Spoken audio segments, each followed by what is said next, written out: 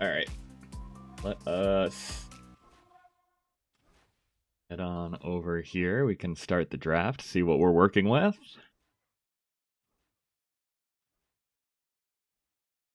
I think my hottest take is that I want to see. Maybe I need to just go back and maybe there isn't. There's probably no way to watch.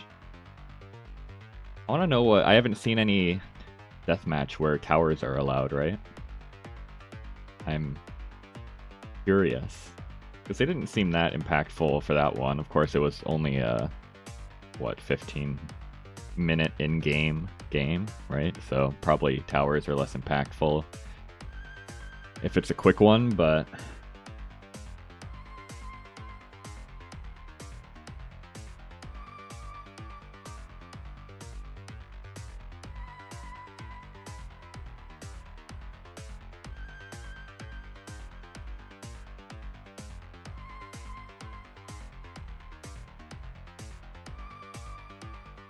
pick Mixer 2. He did some impactful Georgian towers. Okay.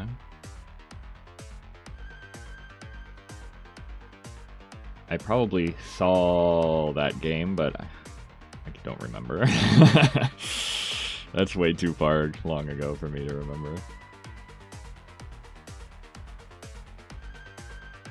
My memory is like over the past like week or two it's pretty good, and then if it's like a few years ago, I remember random weird things really, really well. But if it's like a few months ago, it's completely out of my mind.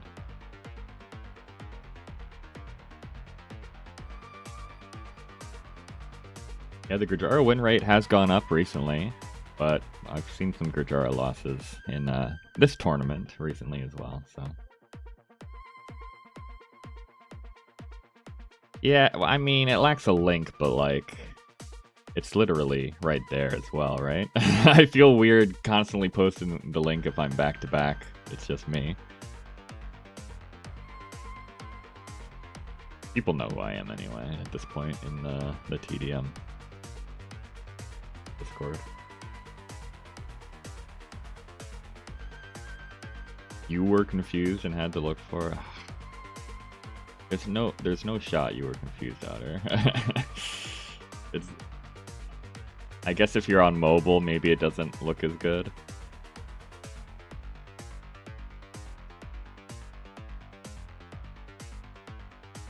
The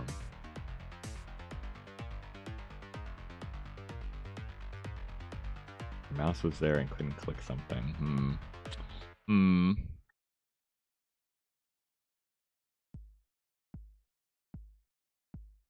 Okay, I'm gonna get going on this draft. People can figure it out this time. I don't want to spam the Discord. They'll figure it out.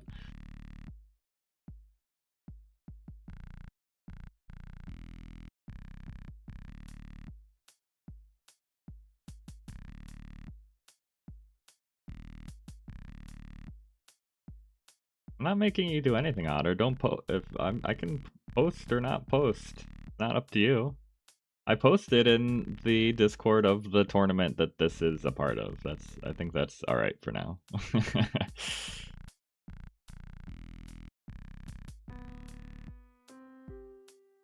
All right, Sunburn and Runestones. Some more in-your-face aggressive maps. You like starting out with that?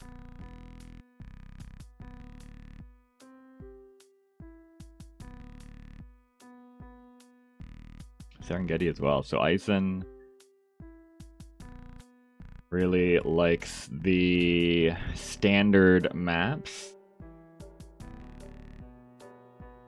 And I guess Nat also does not mind these more standard maps.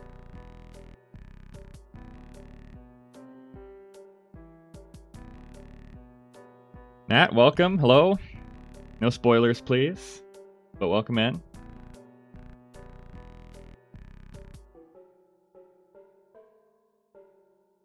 And we are ending on shoals. Okay.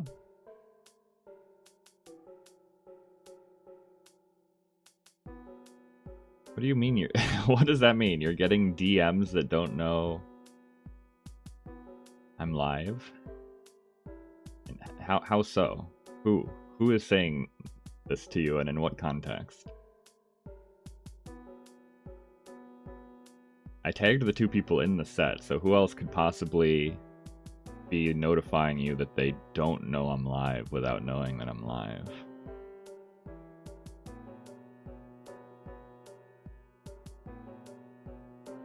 Alright. Interesting map selection. A lot of these maps are relatively similar in what civs are good on them versus not good on them. But we do have Sunburn, that's the more rushy map, and we of course have Shoals, that is completely different. So civ-wise, might be a lot of jockeying for the same sort of civs. In the last few sets I've cast, it's been a very diverse map pool, so it's been more about how far can you spread your civs around. This is much more focused, but still some specialization needed here.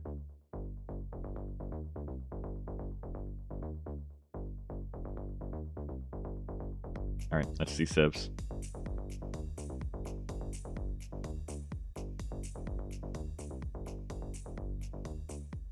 Very impactful admin bans.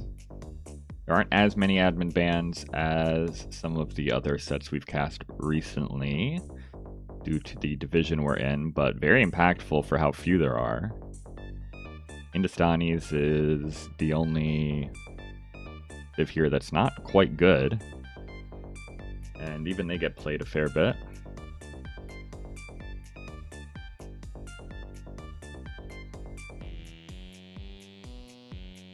So I'm curious to see what these player bans are. You want some mobility for Outcrop, Runestones, and Serengeti. Mobility can benefit you, but also just like a big SO push can do really well on those maps.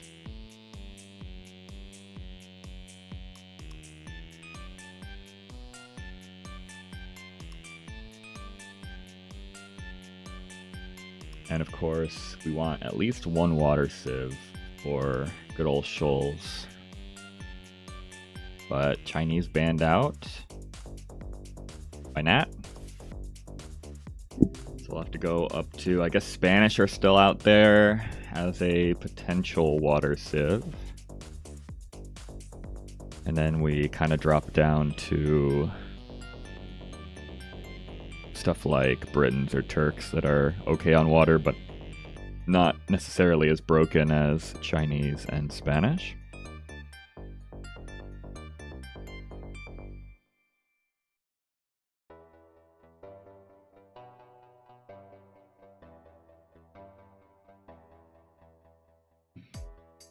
Okay, so I think Spanish should be one of each player's top pick here, maybe.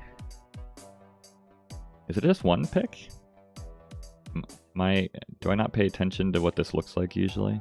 Oh no, it's 2. Okay, so probably Spanish, and then I guess I'm usually looking down here when that first pick is coming in. And then what else are we thinking? Like a Slavs is out there. Mongols. Double Slavs, double Mongols. Okay, interesting. Curiouser and curiouser. I don't mind it, but I guess Mongols are usually banned out. They are a very good civ, and I did say a big SO ball kind of thing is appropriate on a couple of these maps. Mongols also are just mobile. They're one of those weird civs that can be mobile and play the death ball comp. Nat picks the Malians over the Spanish. So that's an interesting choice. Malians picked a ton. They don't win a ton, but they are still an okay civ. Tatars also fall into that camp, I think. They haven't won very much in this tournament, but they are still a pretty good civ. Malians for Sunburn. Malians have been quite good on Sunburn. Yeah, I would not be surprised.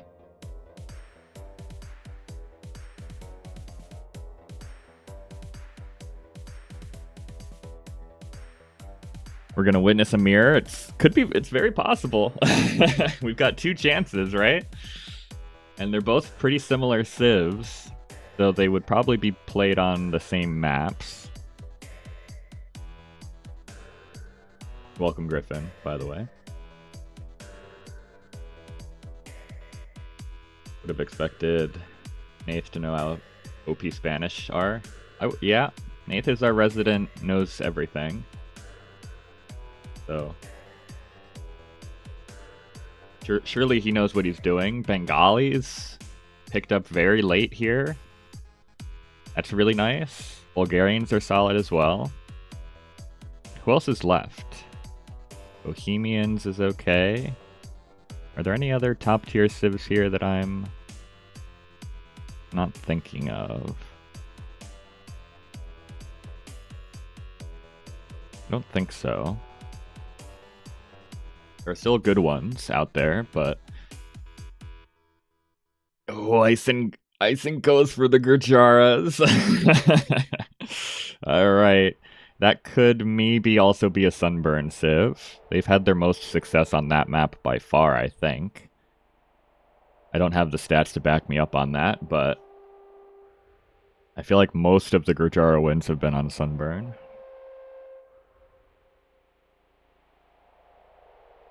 I'm gonna scroll down. What else is left here? Vietnamese. Sicilians was just chosen. And then it's like Teutons, I guess. Turks are still out there.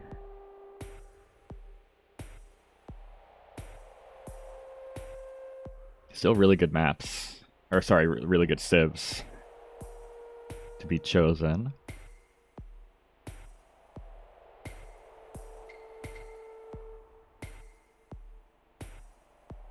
Nath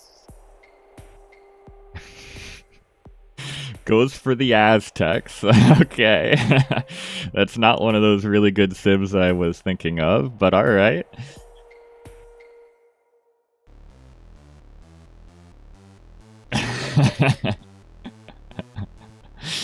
And alright, let's see what Eis3n closes down this draft with.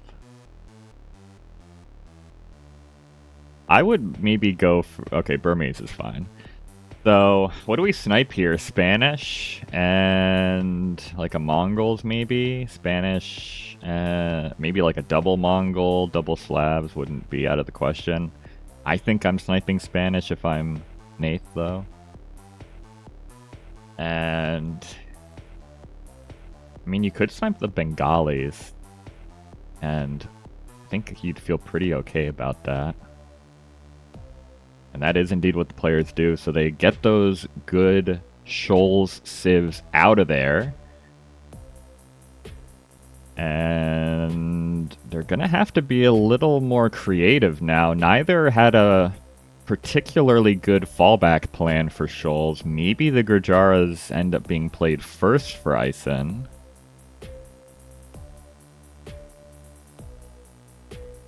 And what civ does Nath go?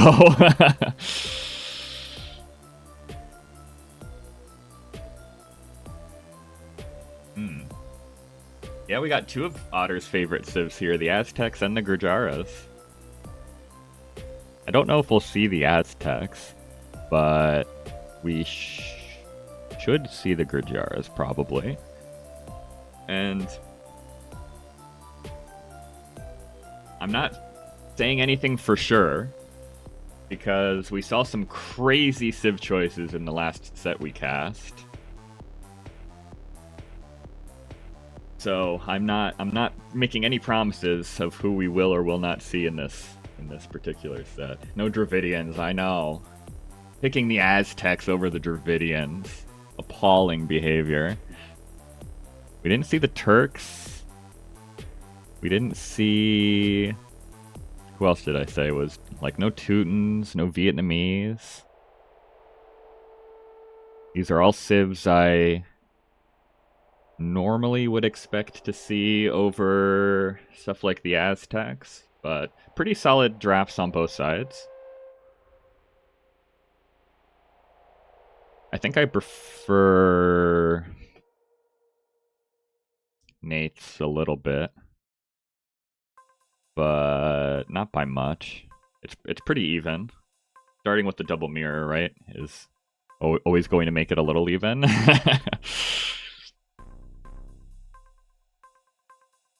Okay. What are we thinking for shoals then? What civilization here can Mr. Spike play on shoals? Is this like Sicilians? And try to play... Or like Bulgarians and just go land? Try to play Donjons or Krepos on the sides? You could go Malians here, I suppose. And these other civs feel okay for Sunburn.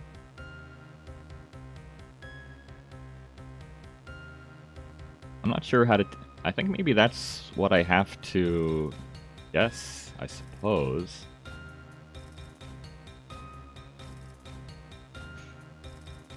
I'm gonna say Malians for Jaras, but I wouldn't mind like a Sicilians here, or maybe Bulgarians.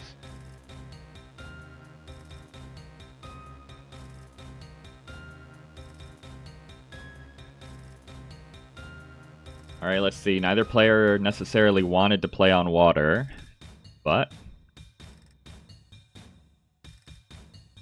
here we are. Stream is fine so far. Yeah, it seems like it's okay now. I don't think I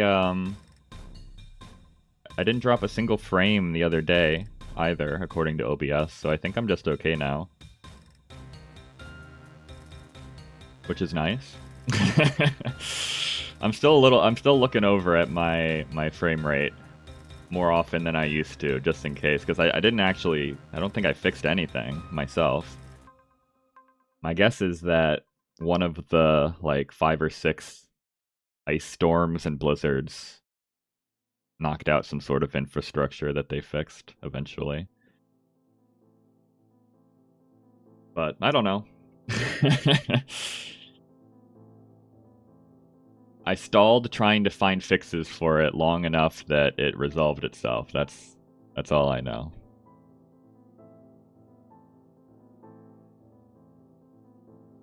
Okay, let me get my Capture Age all where it wants to be. We can jump into game 1.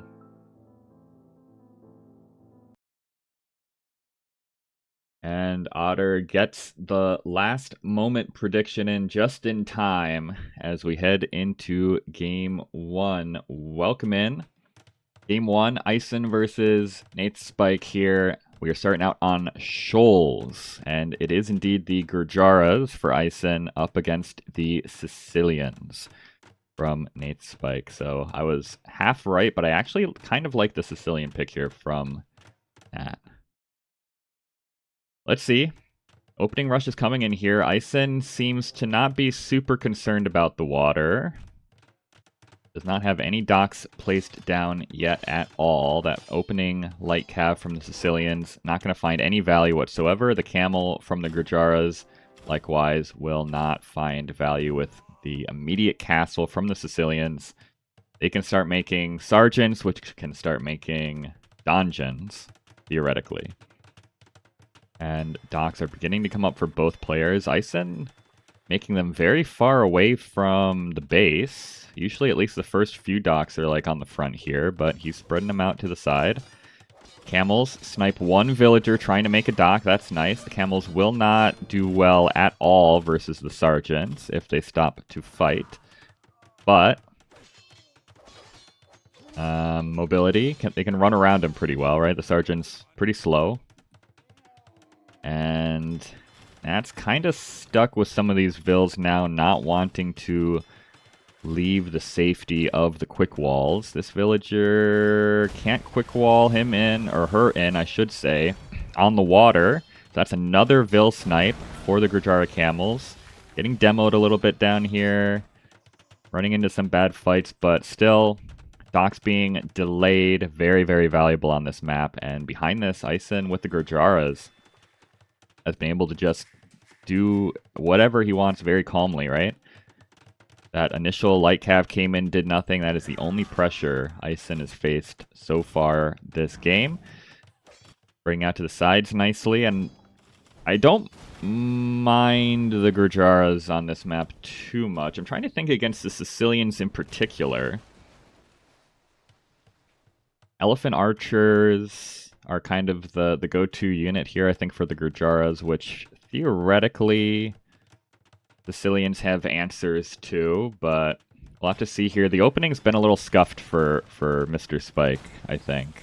It wasn't a ton of villagers killed, but just having all that military running around his base has kind of made some things a little sloppy. Villagers still in castles, docks still not constructed, stuff like that. Elephants on the water, maybe not a great idea, because that can happen. But both sides, so far, under Eis3n's control with the Gurjaras. Donjon creep is happening, but elephants don't care that much about donjons, right? Elephant archers can kind of just walk underneath the donjons, walk past them. It's not that big a deal. Nathespike is getting some TCs up now, but is already a bit behind economically compared to Eis3n. Called getting rattled. It's easy to get rattled, man. It's very easy. I do not blame you at all. Still, sergeants absolutely dumpster the camels. The camels, are they doing 1 damage per hit? Yes. So it takes a lot of camel whacks to bring down a sergeant. But Gurjara is getting on to the water a bit here. Galleons on the field to counter, quote-unquote, counter the demos. Yeah, it was a little slow to the docks for Eis3n, but he's made plenty of them now. Actually, how many are there here? 19 docks on the field for Eis3n is a lot of docks. Maybe more than you need, really, but better to have too many than too few. And you can see the fruit of the labor here for Eis3n. 26 galleons, couple demos, some cannon galleons. Of course, Gurjaras only get the regular cannon galleons. But eventually, they can start tearing down some fortifications here at the front of Nat's base. Trebs up top. Elephants at the bottom. Actually, you know what? I somewhat take it back. This donjon's not doing terrible damage to this elephant. It's actually better than I thought it would be. It's still, you know, you don't need to worry about it too much, but it is some damage. Chakram throwers should be terrible against sergeants as well, right? Because the whole thing with the sergeant is they have huge amounts of melee armor, so I'm pretty sure each chakram is only doing 1 damage as well. But I suppose they're for the halbs, which are on the field, despite not being quite in the fight. And Treb's down in the south as well, so Eis3n's taken really good map control as we're transitioning into a bit of a mid-game on Shoals. Yeah, it's a lot of demos in queue. Coordinate. Each dock is just about full of demos in queue. Housing is an issue. So they're not all on the field, but I guess a few more can come out because all of the demos charge out. They clean up the navy for Eis3n. Still, total populations are a bit suspect. And Eis3n is doing the right things on land, despite beginning to lose the water a tiny bit. But this is the thing, right? You open up water. We saw this with Cambridge a lot. You open up water enough to at least contest it. You take control of the land, and then long term, you have the gold access so you can stay on water longer than your opponent can. Nate trying to micro the Onager, the SO against the Trebs. It does get domed eventually, though.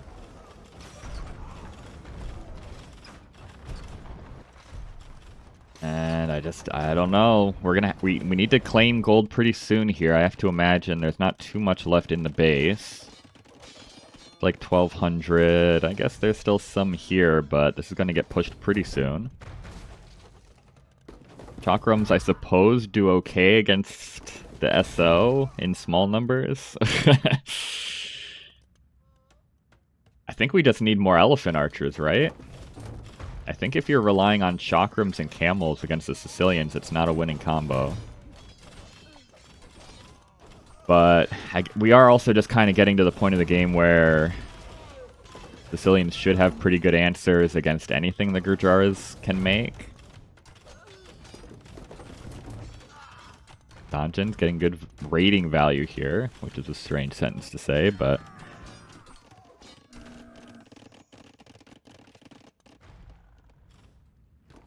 We've got more demos. More of those 100 demos have hit the field. And they push back everything Eis3n has made on water for a second time. Might just be worth... How many demos does it take? Are these... They are heavy demos, right? How many heavy demos does it take to kill a castle? They're doing almost 700 damage. So it's not that many, right?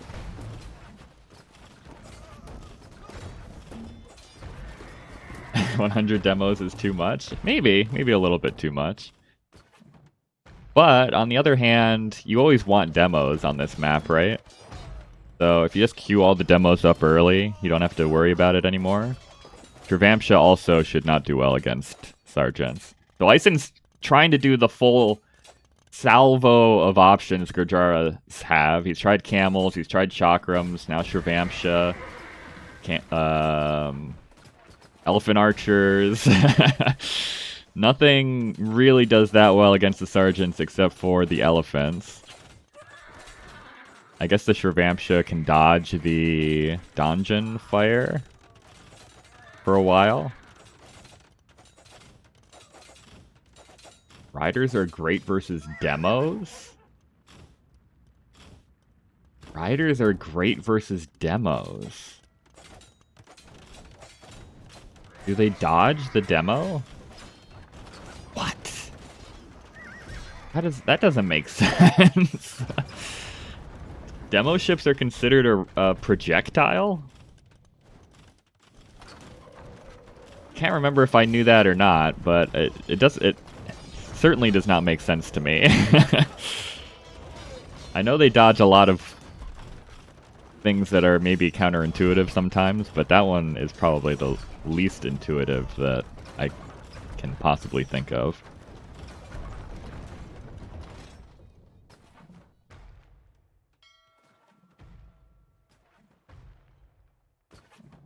The Jurchen unique unit does too? I forget how that one's worded. Is that melee attacks? So a demo ship is a melee projectile damage? Interesting. Okay, I guess I understand Shravamsha a bit then, considering we have so many demos on the field. Both of them dodge SO. That makes more sense to me though, right? I guess. I mean, it doesn't make a ton of sense that onagers and such are melee, not melee, but whatever they consider them. But I do know that that is what they are.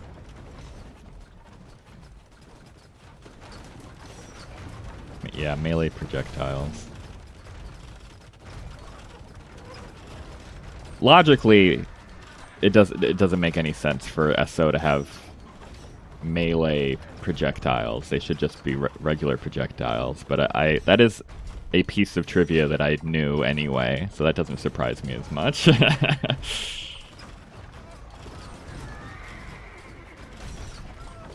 Alright, trying to push back here.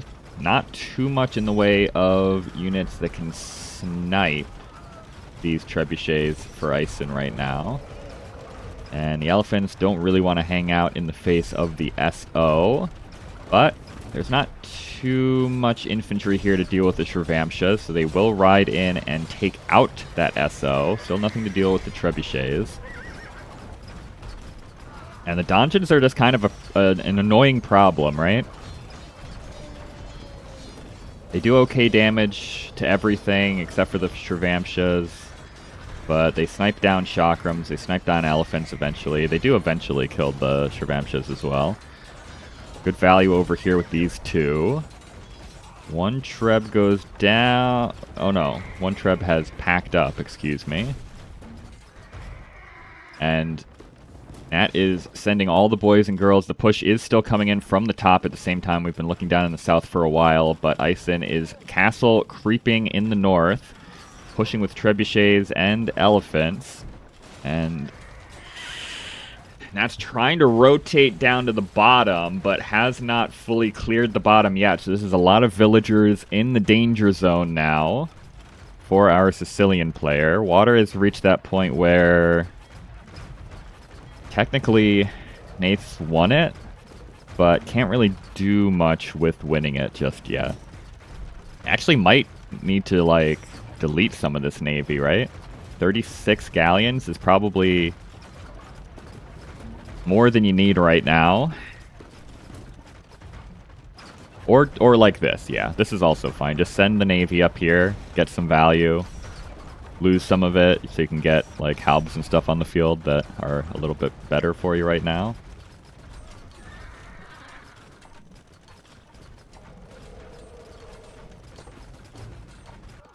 Yeah, a lot of farms are having to be abandoned here for Nath, right?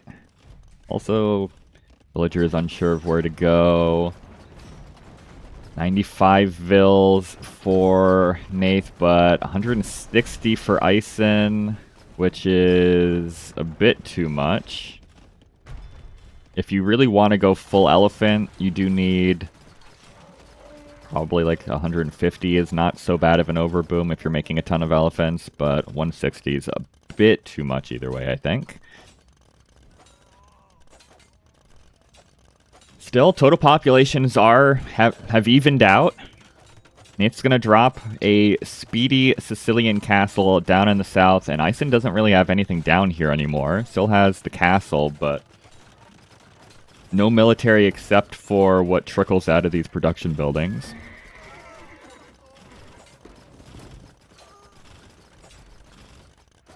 Shravamsha's just being the most annoying unit in the game, just casual Shravamsha things.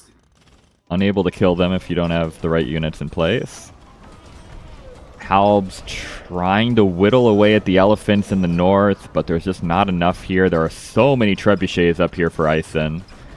12 trebuchets in the north, raining down fire on the castles and donjons in Nath's opening base.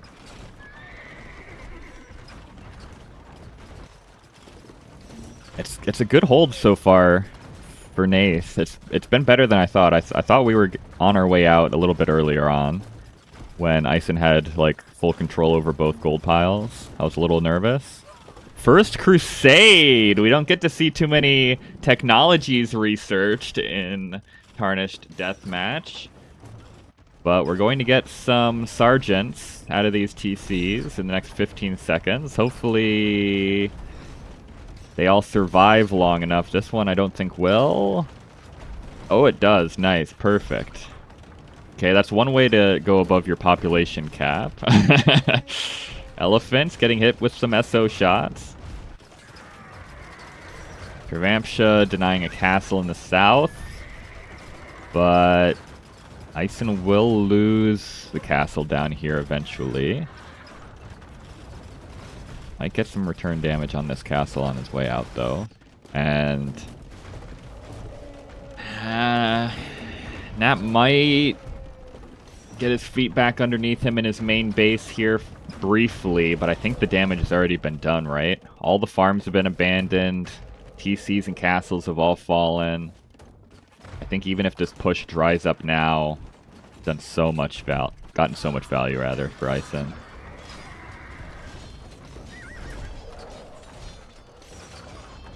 Let's see, Shravamsha's not taking a good... I mean, the sergeants just body everything when they actually fight them, right? I really do like sergeants a lot as a unit. They're such an interesting unit because they beat so many things, but They often just don't get to fight them, right? They barely crest 1.0 speed these days. They've gotten some buffs recently. They used to be below that. Oh, I mean, it's a massacre. It's a very satisfying massacre when a fight actually takes place. But yeah, the push continues, right? There was no actual...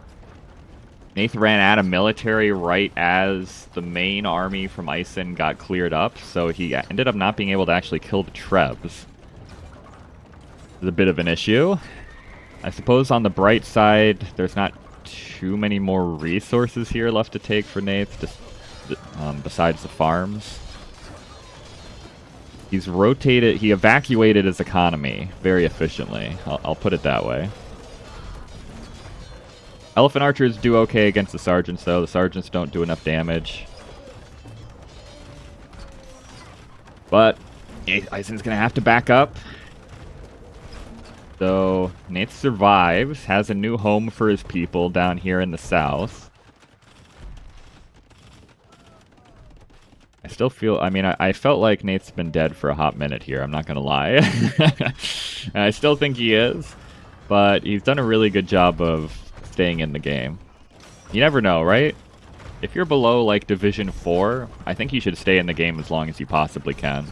You never know what weird stuff your opponent's going to do. Obviously, I want to say Eis3n is a fairly high RM elo. Is that true, or am I mixing him up with other people, like Jade? Can't, maybe I am.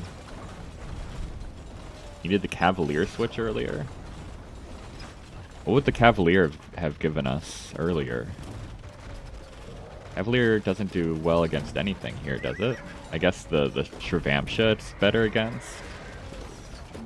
I guess it can snipe the Siege. Maybe that was more of the issue for, like, stopping this push in particular.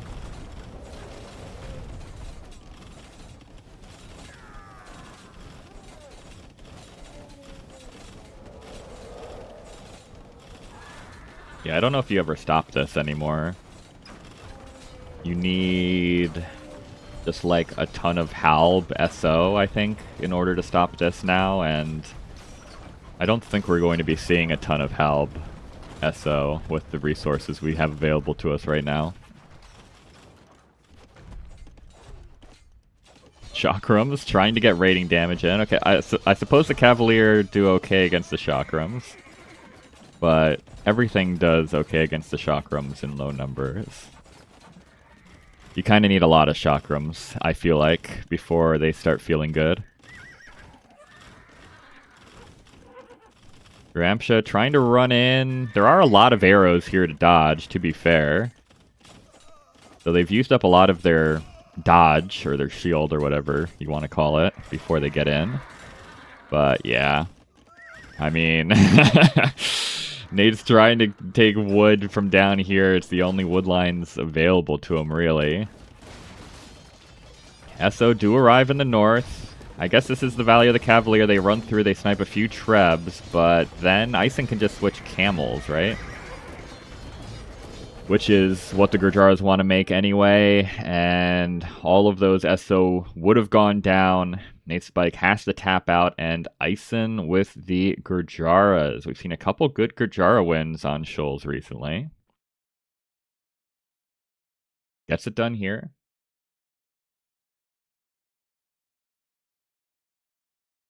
Yeah, Halb SO, some Rams, build up. Yeah. I still stand by the fact that the Sicilians have the necessary military to win any fight that the Gurjaras can muster. It's just a matter of, can you mass enough units? Is your eco strong enough behind? That kind of thing. Eis3n did a really good job this game from second one, right? He got 2 villager snipes and also just delayed the initial expansion really hard from Nath. Felt like Eis3n was always in the driver's seat after the opening aggression, was able to take side control, deprive resources. It was really well played.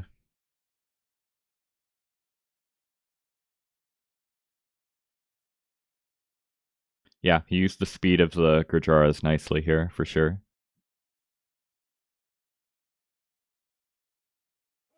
I like the Gurjaras when they can go elephant archers as well. When they're trying to play like camel Shrivampsha, like it just doesn't feel as good to me, but elephant archers are strong, however you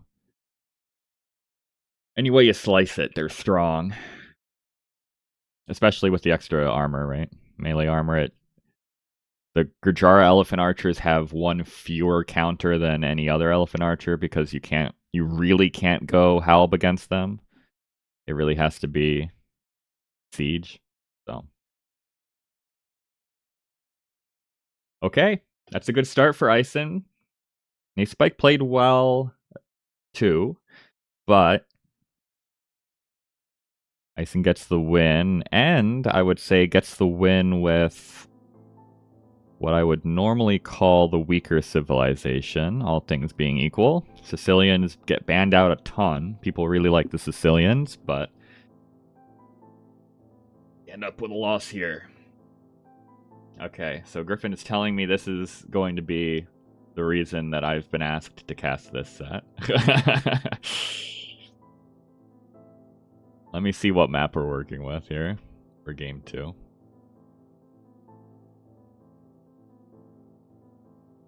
Alright, it looks like it is going to be Outcrop.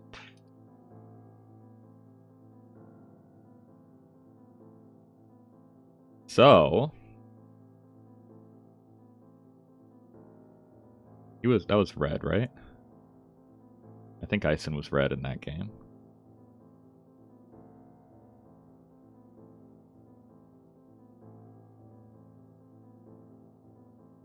How are we feeling for Outcrop? We've got probably Mongols are the best civ for this map, but they're quite good on all of these maps that are left, except for maybe Sunburn. So it could be a Mongol mirror. Tatars are also quite good for Outcrop. They're probably better on Outcrop than any of these other maps. A bit. You could go Burmese if you want to do the elephant thing, which some players like to do on Outcrop, especially in the lower divisions. What other options does Nath have? Bulgarians are pretty popular here. Slavs are good. Mongols are good. I think Nath can go anything, basically. Except for Aztecs, and feel pretty good about it. A gentleman never tells in German is better than in English. Okay. It's more a gentleman enjoys and stays silent. Okay. I like the subtle differences there. It is Outcrop is our next map. Yeah, specifying the enjoyment. Enjoys and stays silent. There's something about like I don't know, staying silent is subtly different than never telling too, right? In a way that I like.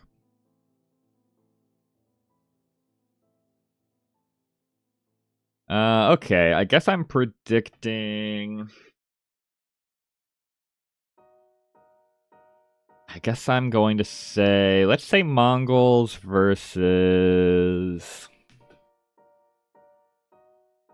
I don't think I know Eis3n well enough. There are some players that I'd be like, this is Burmese for sure, but I don't know if that's Eis3n or not.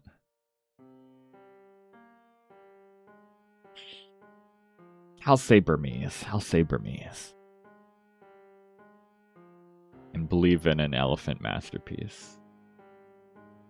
I think it probably should be something like Eis3n's own Mongols or Slavs or maybe Tatars. But yeah, I said what I said. I'm second guessing myself now, but I said what I said.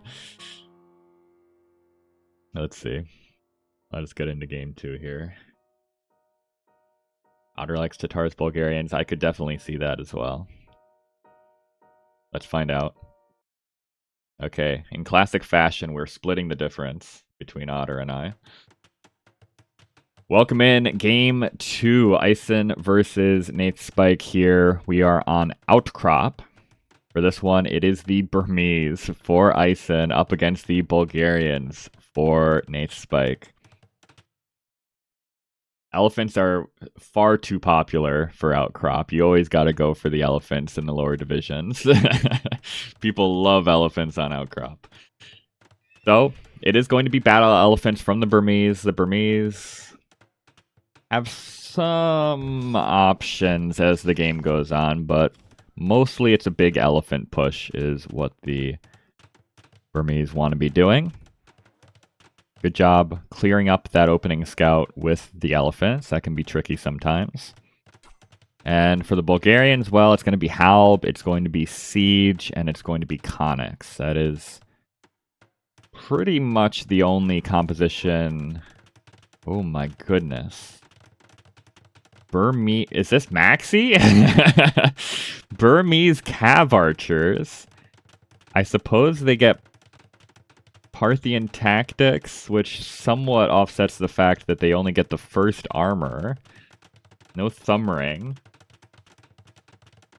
But I guess they're not the worst Cav Archer in the game. So Heavy Cav Archer Elephant is the composition Eis3n is going for. I suppose the thinking is the elephants wade in here and then the Cav Archers snipe villagers that the elephants can't reach. But there's already so many Krepposts up and coming up. I think it's going to be tough for those Cav Archers to find value, but we'll see.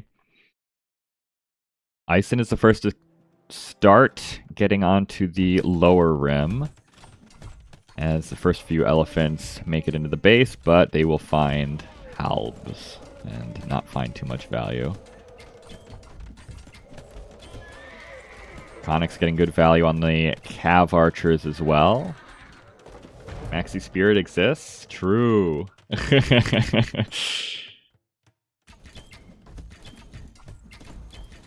I suppose also, I mean, not having thumb ring is kind of a bummer, but just like Bracer Cav Archers is okay against the Connix. For Connix, you kind of need a ranged unit to deal with.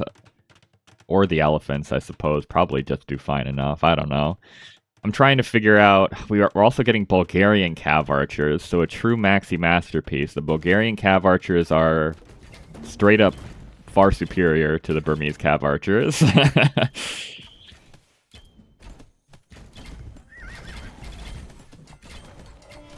And we've just got Micro going. Bulgarian CA are actually quite good. They missed the last armor, but that's it. So not the end of the world for their Cav Archers.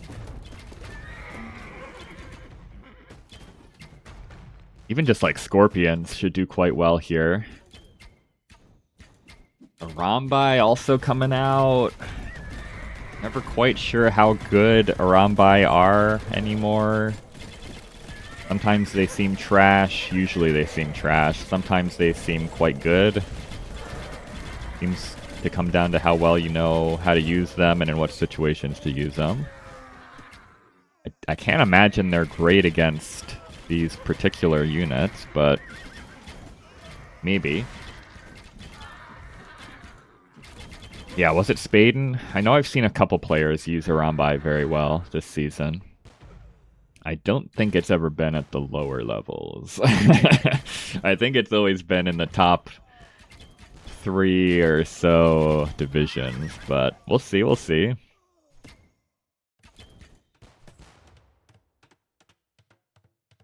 Eco's fairly even.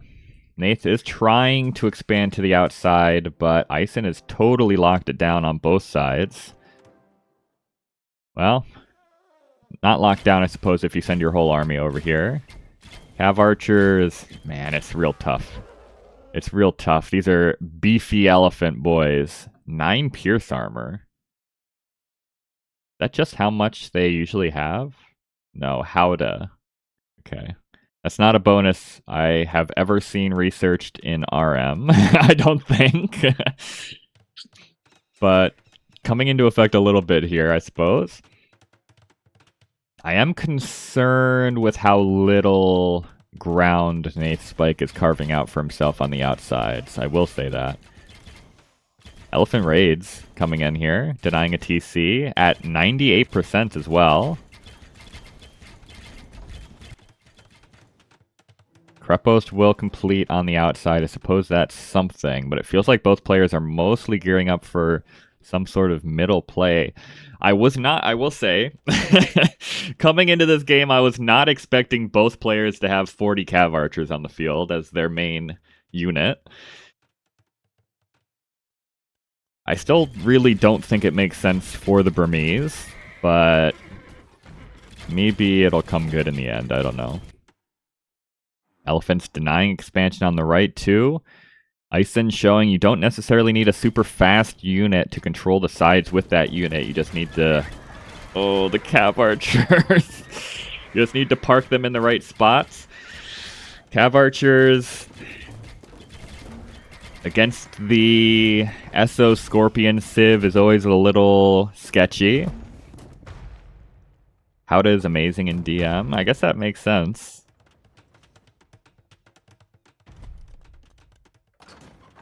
The extra 1 armor, I suppose, hits some breakpoints nicely.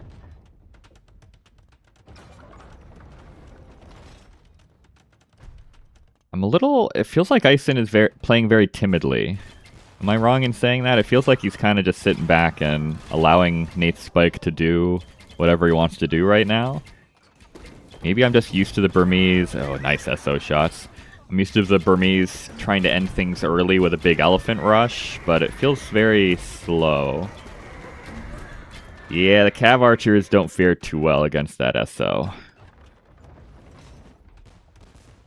Oh, and now the Bombard Cannons don't have a lot of military out in front of them. But Nathespike just backs up both players. A little hesitant to take a fight here. Don't want to lose all of their military, which is understandable. But the Bombard Cannons are going to nuke out that castle foundation very quickly. Eis3n deciding to maybe force the issue a little bit here. So let's control over the right-hand side of the map. So if Eis3n can push Nath off of this side, that's kind of a game-winning situation. The Bombard Cannon's getting good shots into the SO. The SO not really targeting the right things. They're trying to hit some halbs over on this side. But Eis3n's still forced to back up. There's not a ton of elephants left, right? Only 15 on the map, and not all of them are here. Scorpions, Howda or not, doing okay against the elephants. The halbs also eventually whittle them down. And we've got mostly Arambai now. So how do the Arambai feel against Siege and Cav Archers? I feel like it shouldn't be good. But again, I have been surprised by the situations in which Arambai are decent in. I like the Onagers on the hill for sure. Forces the Cav Archers to be a little bit more careful with where they go forward. This just feels impossible to micro. Eis3n's a good player, but man, it feels impossible to micro Arambai and Siege and Cav Archers. Ooh, those are good shots! The Onagers finding some good hits into the Bulgarian Cav Archers. I like adding more elephants. I think the elephants are vitally important to this unit composition for Eis3n, who still has 0 on food, by the way. Is going to have to get the economy sorted a bit in the back eventually. Heavy on wood and gold right now, which is still fine for where we're at, but I will be hoping to see some farms placed down fairly soon here. TC's going down on the left-hand side. Nath continues the push as the elephants are rolling in, trying to snipe these trebuchets. But like we said, Howda Getting some good value here underneath the castle. The Halbs do eventually show up, but not quite in time to save the trebuchets. Castle is mowing down the Arambai. And we're starting to reach the point where I'm a little not sure if the Burmese have the staying power. But we're still okay for now, I suppose. Cav archers hop out, trying not to eat a big one against the siege. Even just the bombard cannons can get pretty good shots here if Nath's not paying attention. Trying to sneak a little foothold down to the bottom side, and the elephants are not in position to prevent that. So that might end up pretty nicely for Nath. Web's going down. Cav archers microed. All the siege going down for Eis3n. Still a couple bombard cannons alive back here, getting pot shots into the Cav archers, but the trebs all go down. Got a ram full of halbs,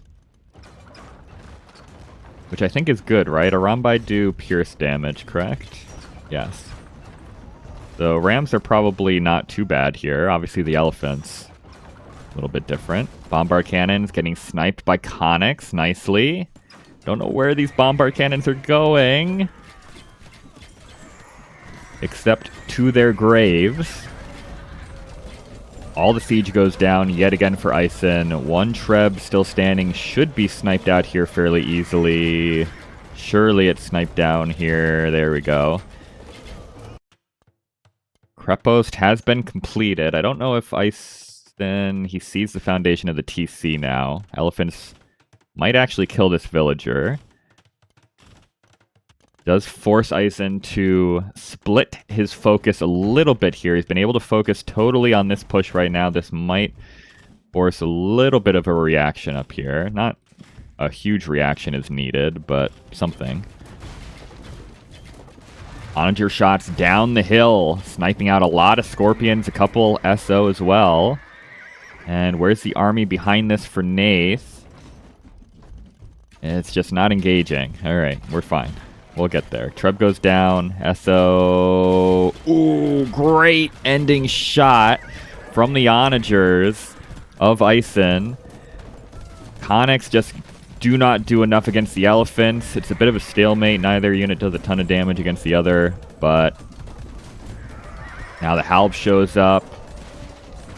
Onagers go down for Eis3n, and we're back to square one. So another reset militarily over on the left-hand side. I'm still not 100% sure Eis3n has actually noticed this. Surely he has. He's placed down more stables now, right? I think the elephants just patrolled into that foundation, but surely Eis3n has noticed the Krepost there now. Cav archers against the Arambai. I don't know, man. I'm not sure what the role of Arambai is, really. They used to be kind of similar to Conks a long time ago, but ever since they got nerfed all those years ago, I'm not quite sure what situations call for Arambai anymore. Conics dive through the Arambai. They're going to find 3 more bombard cannons to snipe, but Eis3n is losing villagers on this gold. Not a huge deal because he was kind of overboomed again. He's at 144 vills after losing those vills, which is probably plenty. But military numbers starting to wane a little bit here for Eis3n. 44 to 76. Castle will be pushed down. And I think Eis3n's going to get pushed totally off of this side of the map, which is very good news for Nath, who still cannot get anything going down at the bottom. Elephants roaming into the eco is not ideal either. There's not a ton back here, right? There's like Krepost at the front of the base and a castle up here, but straight through the back of the base, there's only TCs. Sometimes it looks OP, sometimes shit. Well, yeah. You can say that about a lot of things, right? It's all situational in Age of Empires. Relic heist. There are a couple relics here for Nath. Where does Eis3n have his relics? Here. Well, relic. There's still one up here. Oh, and Eis3n just got a second relic. Okay, there we go.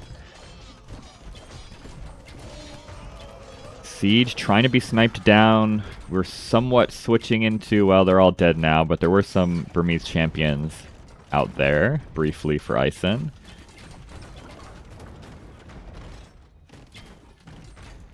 Castle drops are OP in Relic Heist. Yeah, they do seem pretty strong. If you just castle drop the monastery, it's kind of hard to come back from that, I've heard. Bit of a push here for Eis3n, but there's not much military to support it. He does actually destroy the monastery and a TC here with the Trebs before they're taken down. There is still a monk alive for Nath, but he's going to have to realize he lost... Oh, he realizes immediately. Okay, paying attention to the important things. Immediately rebuilds the monastery, and in a bit of a more defensible position. Arambai versus a Scorpion. I suppose if you've got 22 Arambai, they do alright.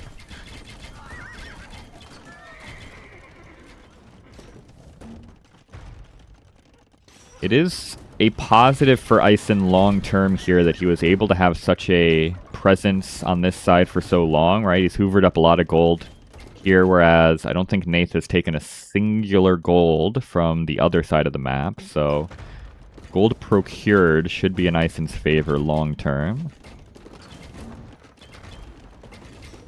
Are we going for a heist? No. We've just destroyed the monastery and that's it. Nath is thinking about the relics, but there's a lot of other stuff happening right now. Arambai and Onagers on the hill, bombard cannons behind as well. But looks like Eis3n has pretty much abandoned the leftward side of the map for the time being. Interesting game. It's actually a really...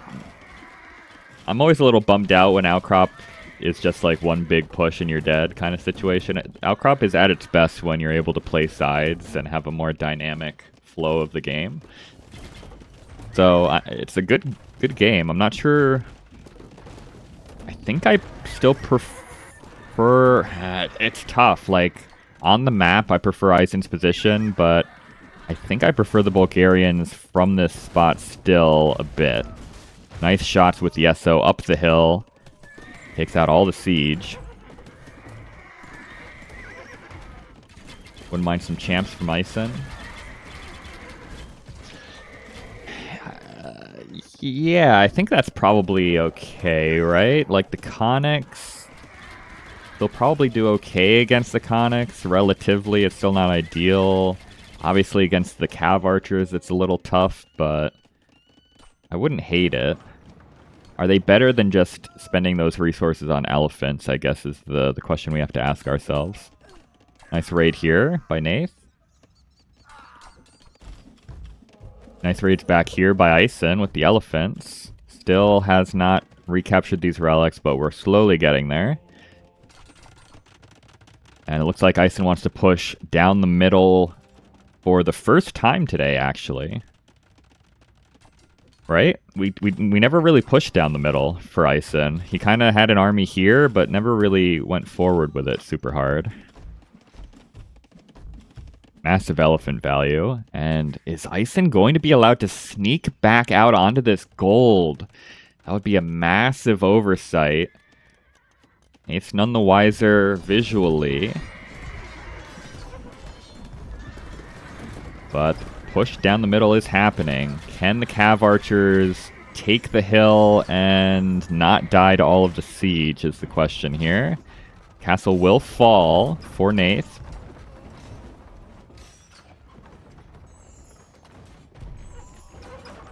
He's kind of running out of gold, right? He's got to move. Yeah, he has to notice this because he needs to take this gold really soon. He actually needs that gold almost immediately. Relics have been brought back in for Nathespike, which is good, but these elephant raids continue to harass his eco. He's down pretty close to 100 villagers. Onagers trading off against each other. Trebs trading off against each other, but Eis3n is getting the better of that fight. He's also going down the hill, but as the siege dries up, he has to pull the Arambai back away again.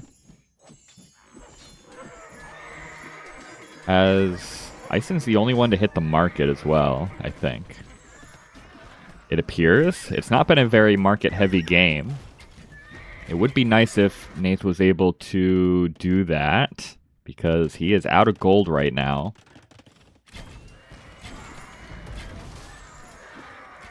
And you do not want to run out of gold if your opponent is still making elephants. That's usually a very bad sign to the game state. Yeah, the elephants just take so long to kill, right? I like the Hussar edition. They can still snipe the siege about as well as Iconic. That's really the only thing the cavalry was being used for anyway. So I think that's a good switch. The elephants are a problem, though. They continue to be a problem.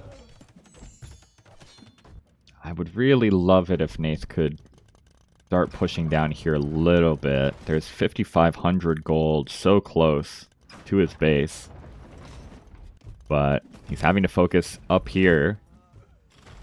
Still has not been able to take this gold, so I don't think Nath has any gold access. He's going to try and take this one. Alright, it's a little sketchy, but you gotta do what you gotta do. Res Collected is heavily in Eis3n's favor. It's almost 2-1 Res Collected in Eis3n's favor. The idle eco has been rather severe for Nath as we progress through this game. But a lot of that's just been these raids, right? Eis3n's done a really good job of just sending elephants in. The extra pierce armor on the elephants, they don't care as much about the Kreposts, so you can just kind of send them in wherever and let them be annoying. Trebs on the hill are going to take out a TC. The wood game is on. Is this going to be a wood game? There's still wood available for Nath, but I guess a lot of these wood lines are sort of being contested. It could be. I don't want to call it too early.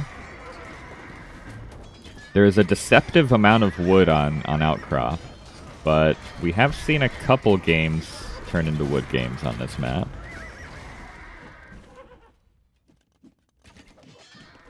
Yeah, Eis3n is... If this does turn into a wood game, Eis3n's playing it right. Although I guess he's just hoovered up most of the wood. There's still wood in this corner. But he actually doesn't have... And there's wood up here, but... Yeah, he is being forced pretty far forward. It could be a win condition here for Nath if he realizes the state of the game and actually denies that wood line. Super unprotected right now. But equally, Eis3n can also achieve a win condition just by depriving Nathespike of gold, which is currently happening. Mitchie DM is all about wood. Yeah, that's the one situation where maybe I'm not as much of a wood game fan as on those Mitchie games, man.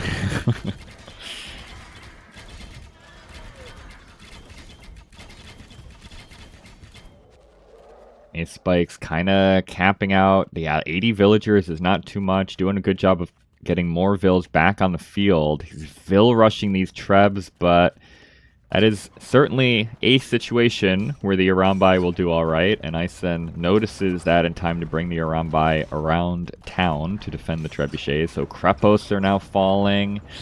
This is a ton of wood access if we are thinking about long-term wood. Eis3n takes this area.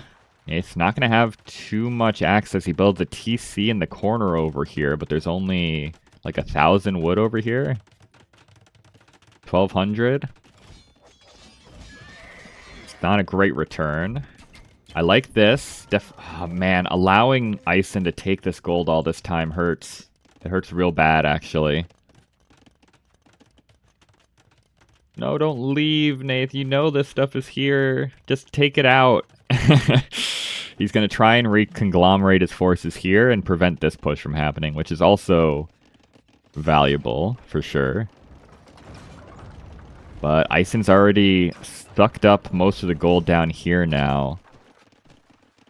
I mean, Nath still has the relic advantage. We're quite close to this being a post-gold game, which should favor the Bulgarians. I think. Maybe not, actually. Does it favor the Bulgarians? They both have fully upgraded Hussar and Halb, right? Stirrups is good, though. I actually don't know. Maybe it's not as clear-cut as I was thinking initially. Halb's getting in on the Arambai is really good, though.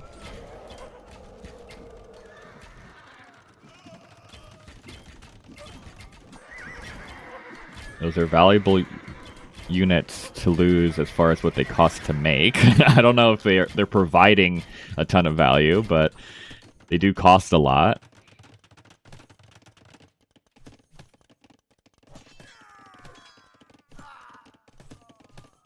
Burmese don't get any Hussar bonuses, right? Oh, well, I guess. Mana per cavalry, I suppose, is technically a bonus. And, I mean, if the Bulgarians still have heavy cav archers on the field, then maybe this actually would matter in a Hussar spam-off. This is great, though. Nath has realized that Eis3n is taking the forward wood. Really good reaction time from Eis3n, though. The fundamentals are really strong with Eis3n. It's very impressive. He always notices this stuff, right?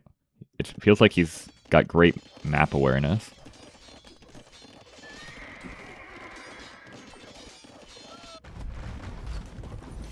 The push continues as well. Cav archers can't deal with the elephants. We need the Halbs out, which is kind of tough with the eco the way it is right now for Nath.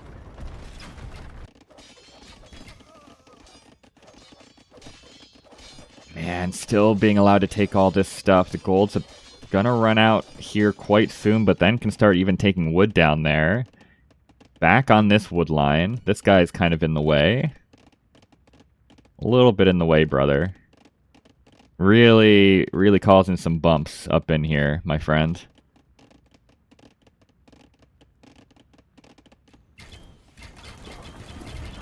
Nath tries to push out, but the Halbs get leveled by the Onagers. And once more, he's left with only cav archers to try and deal with these elephants. It is not enough.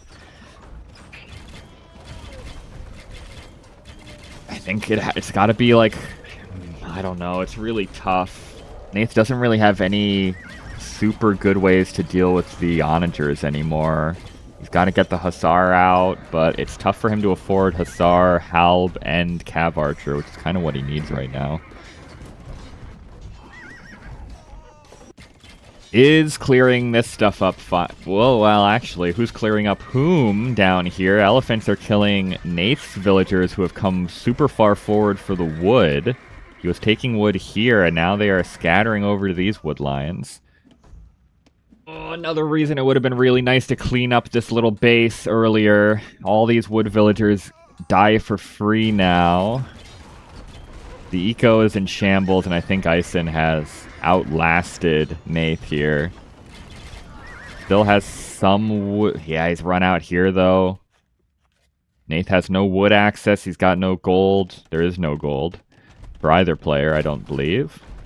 Maybe a little bit more for Eis3n. He's taken in that left corner, but Eis3n just indomitable with these elephants, continuously marching in, pushing the cav archers back. It just feels like Nath's not been able to take a good fight here. Hussar dive. They really need to kill these Trebs. Halbs on the elephants, Hussar on the Trebs is ideal here. It's not any micro for Eis3n, so that was actually a great fight for Nath to kite the elephants around with the cav archers. Can he come back here? That was all of the Trebs. Nath has no more... Sorry, not Nath. Well, both. Neither player has any siege that can actually push buildings anymore. So maybe we're not quite dead yet, but Eis3n has continued to be able to hoover up the wood in the middle. There are still some wood lines here. Eis3n's going to get butchered on this wood line. He has to pull all those villagers back again. He's not going to save all of them.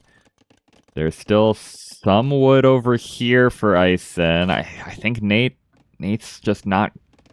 Yeah. Needed to take this area earlier. Definitely needs to take this area back. This is so much wood on the map. Cav archers running into the SO. The bank is looking so much better for Eis3n, though. Nath's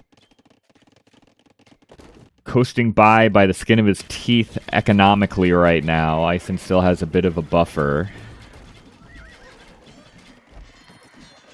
Really needs this wood to come in, does Nath, but I don't think he can possibly.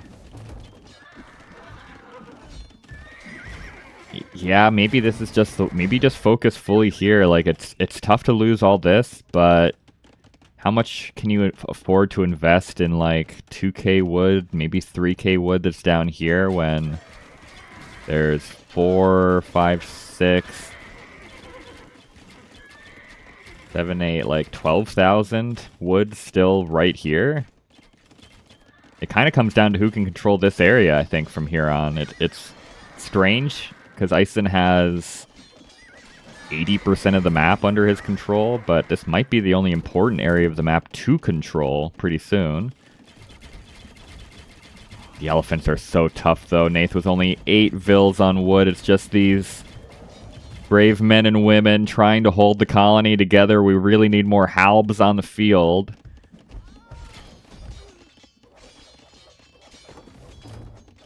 If we can clear up the siege one more time... Eis3n is going to have to start selling... I don't want to look away from this fight. I kind of want to know what the market rates are like. I assume they're bottomed out for food already, right? Otherwise, Eis3n should probably be selling at this point. A little ugly. Okay, Eis3n is selling... Yeah, they're bottomed out. No, don't sell wood! We need to buy wood! Eis3n sells wood to afford, what? 3 more onagers and 3 more Arambai. That's risky business, but I suppose if it actually wins you the wood lines, it's worth it. That actually could be a throw, though. He loses a lot of onagers here. Ooh, gets one last good shot into the cav archers before they go down. But... it's like I don't think we need Trebs very much anymore. We really just need to take this resource. This is the only thing that matters anymore in this game, is taking these wood lines. I like how much Eis3n is saturating these wood lines as well. He's taking a lot of wood while he can, which he should. Honestly, he should probably just send all 100 villagers over here. Well, not 100, but however many he has on wood should probably all be here. Imagine if Eis3n heisted those relics. It could have mattered. I think he's still okay, but if he ends up losing this game, that is maybe an important moment for him. Nath has fully realized, Eis3n, stop selling the wood, bro! We need that so bad! He sells 2,500 wood for 400 gold.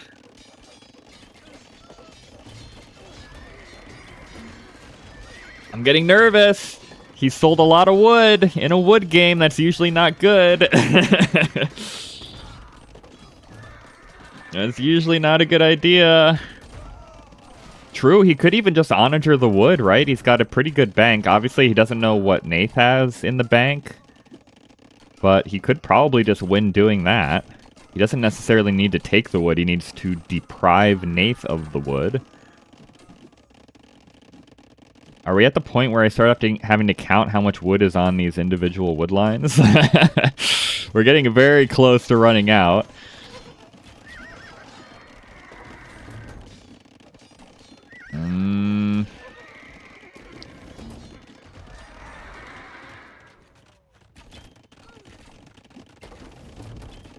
Nate's about to go through the... I think it's still fine for Eis3n. Loses the onagers, though. Maybe it's not fine. Nath is out of this wood line. He's gone through it. I might not even make this lumber camp, to be honest. We're at the point where this 100 wood could matter. I think long distance taking the wood probably is fine. But, well, if we can take it, it's fine. Eis3n is out of wood to take. I assume he's taken... Well, actually, he's not. There's still maybe 1,000 wood there. And that's it. Nath sells food. Okay, I was going to say, if Nath is selling wood right now, I'm going to lose my mind. It's going to come down to the wire, man. It's going to really come down to the wire. He's taking a lot of good wood right now. Hussar spamming into each other. The Bulgarian Hussar should be much better against Hussar. So the Burmese might do a bit better against the Cav Archers, but straight up in a Hussar war, it should be a bit better for the Bulgarians. And Nath is still taking wood. How much wood did Eis3n sell in the waning minutes of this game? It was at least 4,000, I think. That 4,000 wood could really be put to good use pretty soon here. Eis3n does briefly retake control over this wood line. We got to get in here with as many vills as possible right now. If there's only 500 wood here, we gotta take all 500 of this wood right now if we're Eis3n. Oh boy. This is such a good game. There's still 600 wood left on the left. There's still wood here, actually. Not a ton, but like, there is still wood here. So pretty soon I'm going to have to start counting farms and how much food is left on the farms.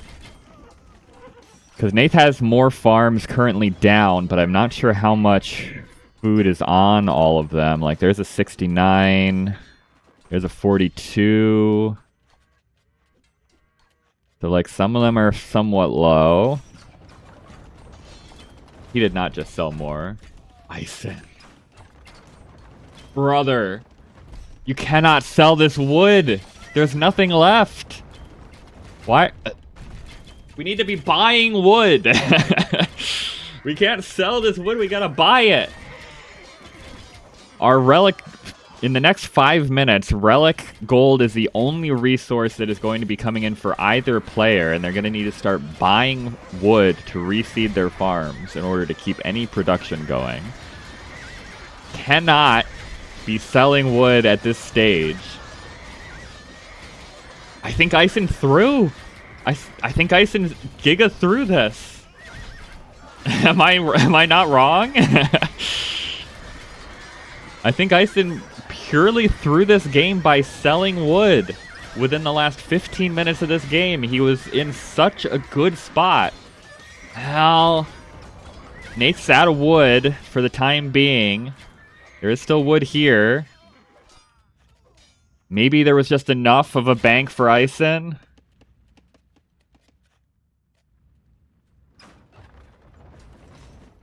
But Eis3n's lower on food, doesn't have so much food coming in.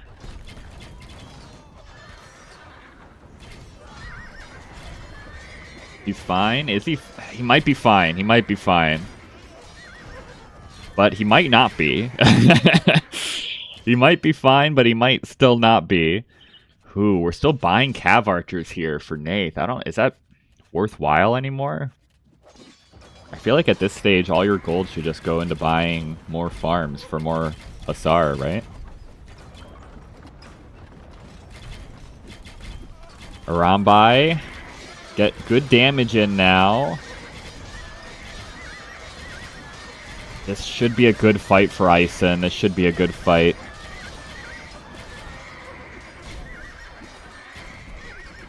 He did lose a lot, though. The Cav Archers are so valuable for Nath.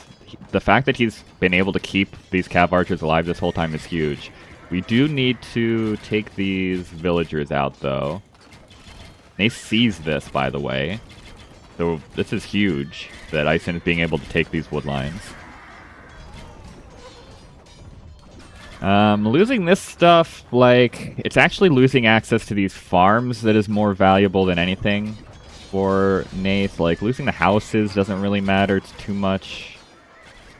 Unless we lose enough of them to get housed, I guess could be an issue. Losing the production buildings maybe matters, but probably doesn't with how few resources are left. I don't think we're ever going to be limited on production buildings in a meaningful way. Villagers are sniped. I guess I'm going to have to start clicking farms. We've got 13,000 food left on Nath's farms. We've got 18,000 left on Eis3n's. So Eis3n's ahead on... Oh, and he snipes the monastery! Fine, that's an important building. I was saying this kind of stuff doesn't matter, but if you actually target the monastery, it does. Nath doesn't have a market either, right? Nath never built a market? Is that true? No, he does have a market. Okay. Oh, here it is. Okay, so that's not game over necessarily for Nath. He needs to buy himself a new monastery, though, so that he can recollect the relics. Thank God Nath had a market. It took him a while to build one earlier in the game, and I wasn't sure if he ever had. I guess he had used the market already. Just for a brief moment, I was like, wait a minute. Eis3n loses his military. He's going to lose the Trebs. He's lost everything. There is still wood here. Somewhat. But the Cav Archers are surviving for Nath, which is super important now. Because Eis3n can't... Oh my god, he's made 3 more elephants? There's no way that's viable. Eis3n sells more wood, I swear. He sold 300 wood for these elephants, bro. There's no way these elephants give you value anymore. I refuse to believe these 3 elephants are going to do anything in this game. Most expensive elephants of Eis3n's life, by the way.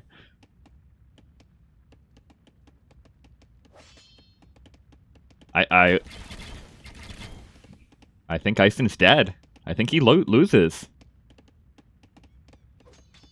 Has Nath gotten the... Oh, still no relics, though. The monastery has been rebuilt, but now we need to sell... Eis3n is still selling wood. It's such a... If you don't play a lot of wood games, it's tough to realize just truly how massively bad that is to do at this stage of the game. There are very few things you could do that are worse than selling wood right now in this game. Let's see, maybe these elephants are worth it, though. He's blown so many resources on these 3 elephants. Can they chase down these Cav Archers? They are making things awkward for the Cav Archers, to be honest. They're killing some. Every Cav Archer that dies is huge value. Nath is collecting the relics again behind this. But the elephants go down. And I think that's it. I think Eis3n's just dead. He sold way too much wood in this game.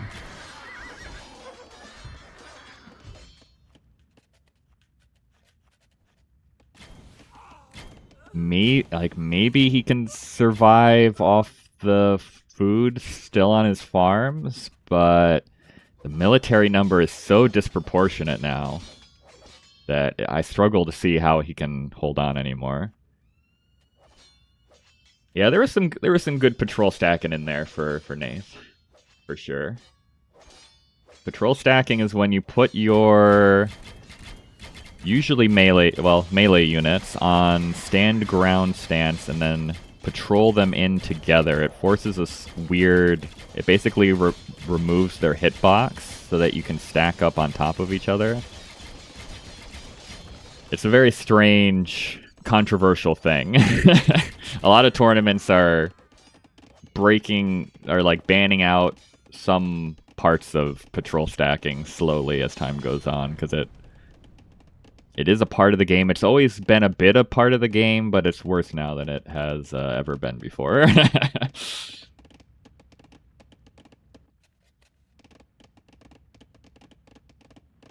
Eis3n selling all the wood is absolute cinema. I mean, I don't take this the wrong way, Eis3n, if you're watching this, but I've never rooted against someone harder than I was rooting against Eis3n after he was selling so much wood, because I was hoping that disgusting behavior would not be rewarded. We're banking up one more time, though. Nate's doing the correct thing in buying wood now. That's what you have to do. You have to buy wood to reseed your farms. And Eis3n says, how much do you bench press? Do you even lift, bro? Is that what we're hitting Nath with right now? Is this a do you lift, bro moment for Eis3n? Nate's buying wood. Okay, we like to see this. 88 Hussar is good. 21 Cav Archers is better. Eis3n has done a good job of banking up the Hussar. I do wish Nath had been a little more aggro with his army. Military count was like 80 to 20 for a while in there. And then Nath kind of just sat back and allowed Eis3n to rebank up his military count. He does have 3 relics, so I suppose technically he wins this game long term from here. But I would have liked a little more aggression. He also should know that the monastery is there, so we could have a reverse. Oh, no, he doesn't, actually. Okay, he never got that far. So, fair enough. The Halbs do provide pretty good value here. Ooh, that was a lot of Cav Archers, wasn't it? That's not good. Patrol. So you see the patrol stacking, right? But you do need to actually patrol into where the army is. So if they're just literally patrolling and not fighting, it's not great. It does take some skill to actually pull off effectively. Skirmishers! We've got Burmese skirmishers for Eis3n trying to snipe out the Cav Archers, I suppose, because they certainly are not going to do the business against the Hussar. I guess they'll do okay against the Halbs as well.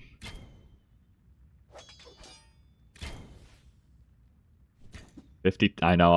Imagine if Eis3n had 5,000 more wood right now that he hadn't sold when this was already clearly a wood game. Imagine. Eis3n would be in such a good spot with 5,000 more wood right now. And yeah, you can look at you can see how tightly they group up, right? Once they find a target, they all like kind of stack up in one or two tiles and can all hit at once. So the micro is on point here for Nath. I don't know. I don't think patrol stacking has been called out for this tournament, right? There's no. I don't think there's been any ban whatsoever on that for TDM yet. It looks really dumb. I will say that it looks really dumb.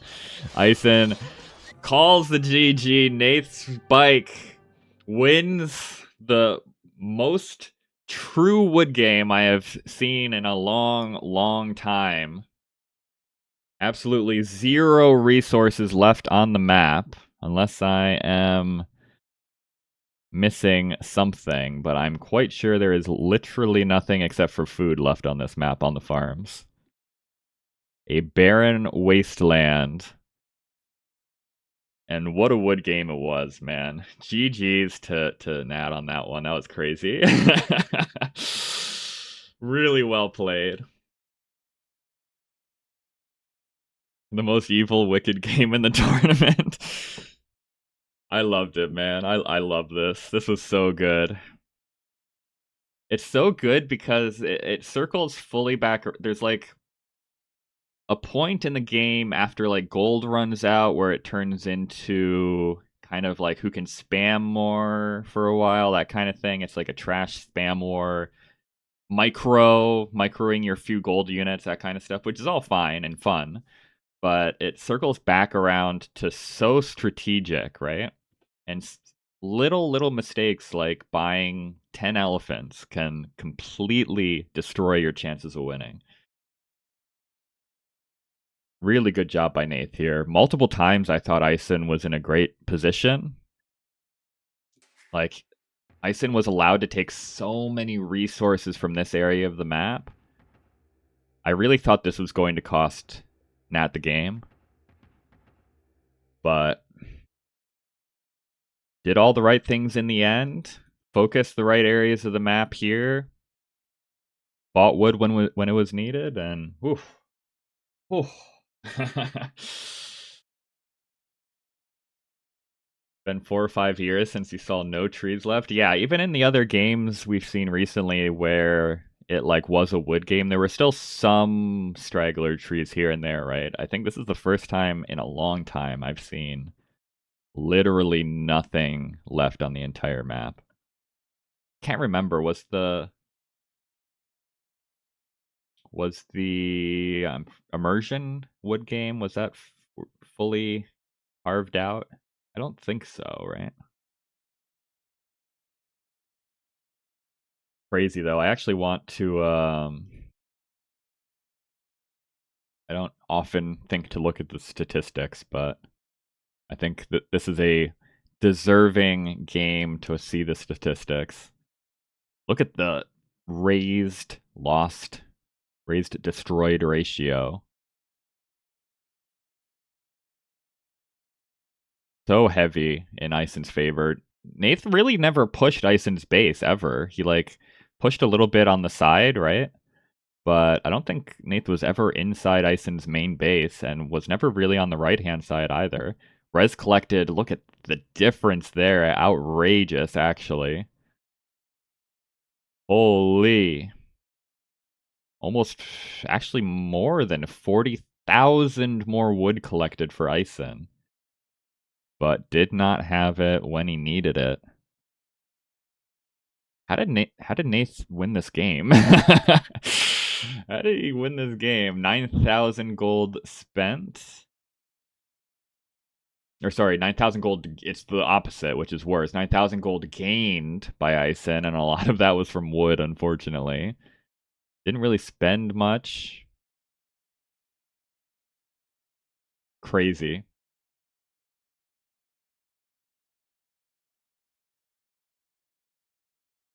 Oh.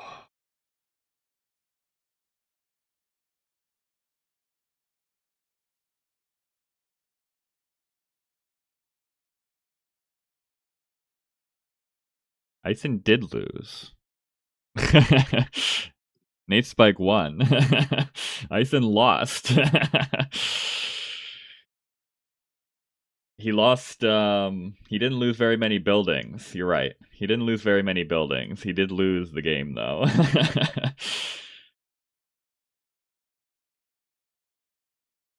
We've come a long way, yeah. Since the...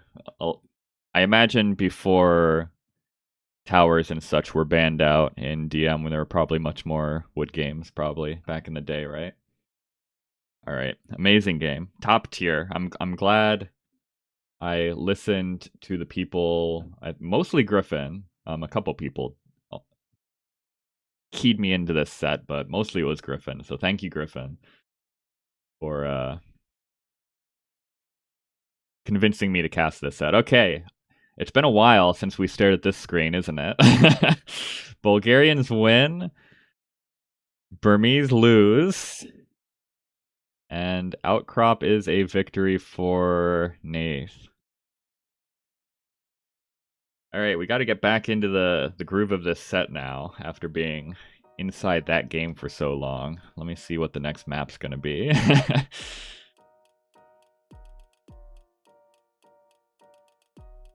that it's such a novelty means we made DM a lot better. Wow. What's better than a good 3-hour wood game? There you go. Jidba versus Spring. 3-hour wood game brought you to DM. There you go. We need more wood games is what I'm hearing. I'm hearing we need more wood games to bring more people into the scene. Most amazing game you ever watched, says Joe. We've had some really good games in this tournament so far. I think that's my favorite. It's close. It's top 3 for sure. It's absolutely top 3. It might be top 1. It should be legendary, not every second game between pros. Yeah, I suppose that's true. It makes it a little more special when it happens, right? If it doesn't happen often, so there is a little bit more hype that builds up because it happens so infrequently. For a while, it really wasn't special. Yeah, okay. In RM, it's always special, so I guess I gain my appreciation of it from my RM roots. And I didn't fall asleep. So I'm happy to say that as well. All right, we're going on to Runestones for game 3. So this could very well be a mirror opportunity. I almost think it has to be Mongols or Slavs for Nath.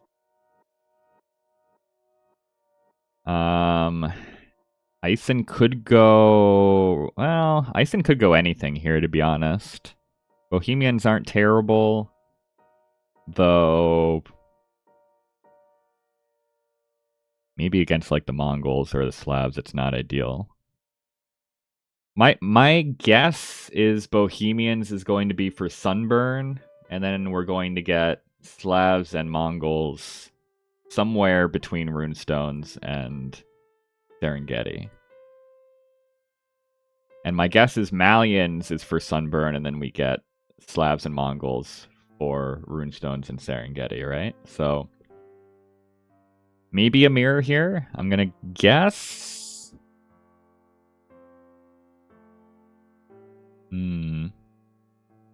Is there enough difference between Runestones and Serengeti that I have anything to go off of? I'm gonna say Slav mirror on Runestones. I think that's what I'm gonna say.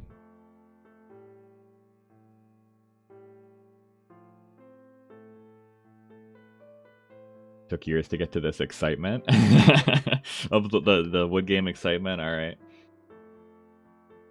Well, I love them. I love them. I'll always bring the excitement, man. But I'm glad to see that the audience also enjoys them, because a lot of people get a little sleepy on wood games. Welcome in, Zanolioski. Hello, welcome. Good to have you here. All right, let's get into Runestones. I'm guessing Slav mirror, but I would be happy to be proven wrong. Let's see what we got. Eis3n selling so much wood was entertaining, yeah. yeah. It was, I don't get frustrated by many things when I'm casting Age of Empires, but it tilts me a tiny bit when people are selling wood that late into the game. Slav mirror wood game. Could we be so lucky as to get 2 wood games in one series? I dare not even dream. All right, let's get into the game. And it is not a mirror. Actually, a very surprising Civ matchup here. Welcome in, though. We are in... Is this only game 3? Holy. We've been streaming for 2 hours. We've only gone through 2 games. Game 3, Eis3n versus Nathespike. We are here on Runestones. It is indeed the Slavs for Nath, so I at least got it half right. But it is the Bohemians here for Eis3n, which does surprise me a tiny bit. But I suppose... So I guess Eis3n goes Slavs on Sunburn, which does mean we could still get a Mongol mirror on Serengeti. So that for the people who love mirrors, the dream is still alive. No opening damage on either side. Nath is going for a bit of a chicken castle, but deletes the walls now, so we're done being chicken. And, okay, Bohemians versus Slavs is an interesting Civ matchup, isn't it? I think Druzhina infantry should just be quite strong here.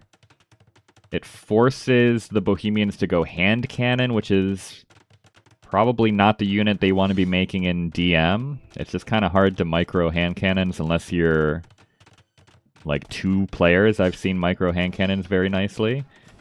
Cavalier get bust in. They get through the walls. Deny the market and the castle, which is a nice opening here for Nath. Look at that. Look at the TC spray out the back.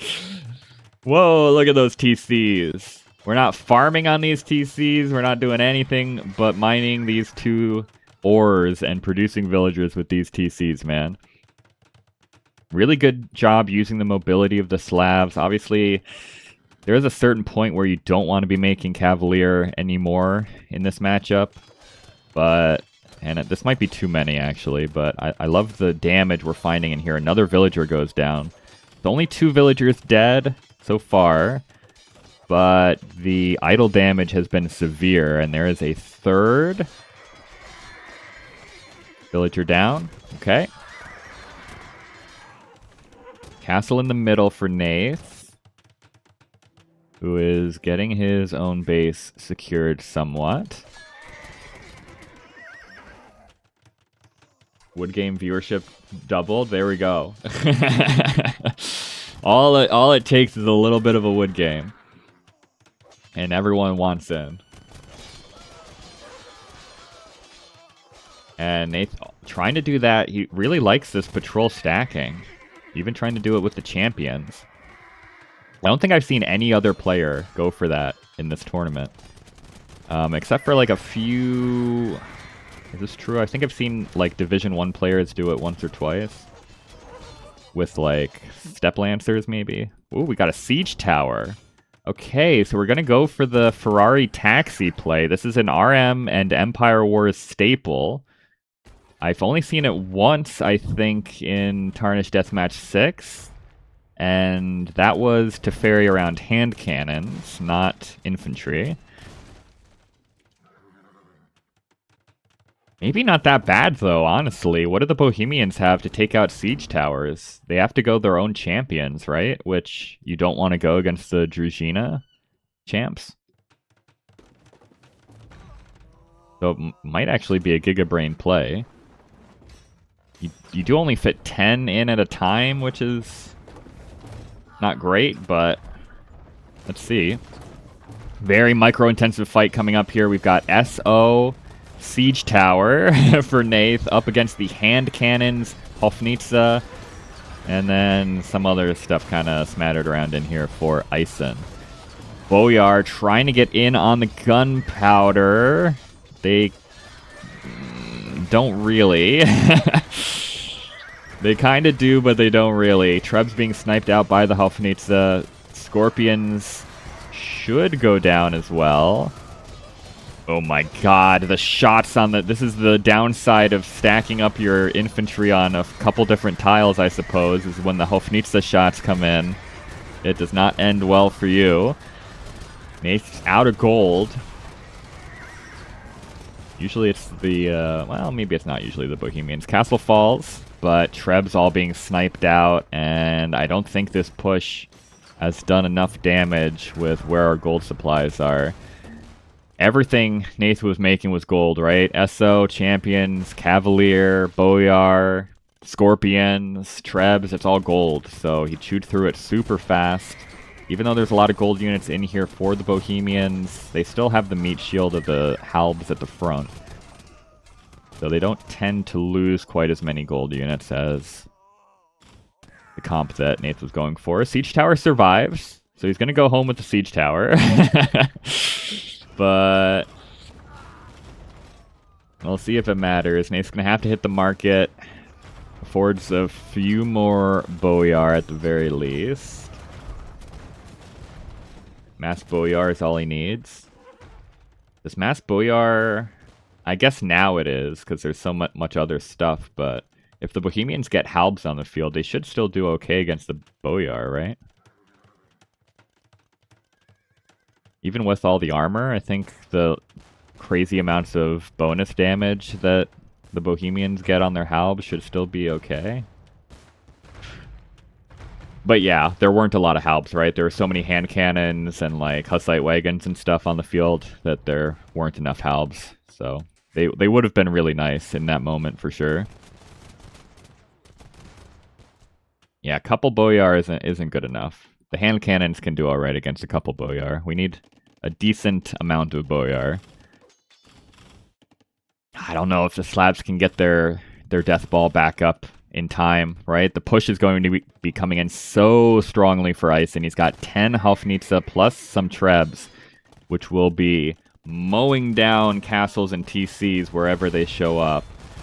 Nath has to fix his eco so we can get back onto like Boyar Champion or something like that.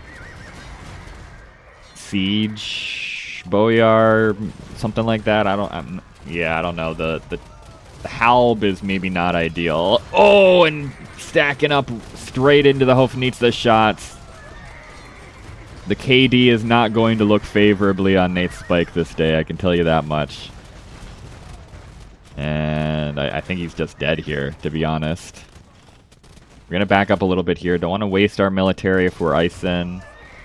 Like, if we lose all these hand cannons, it's actually quite bad. The hand cannons are the only thing preventing Nath from just going champion, besides his lack of gold. So a little sloppy to lose all the hand cannons there. I guess there's more behind.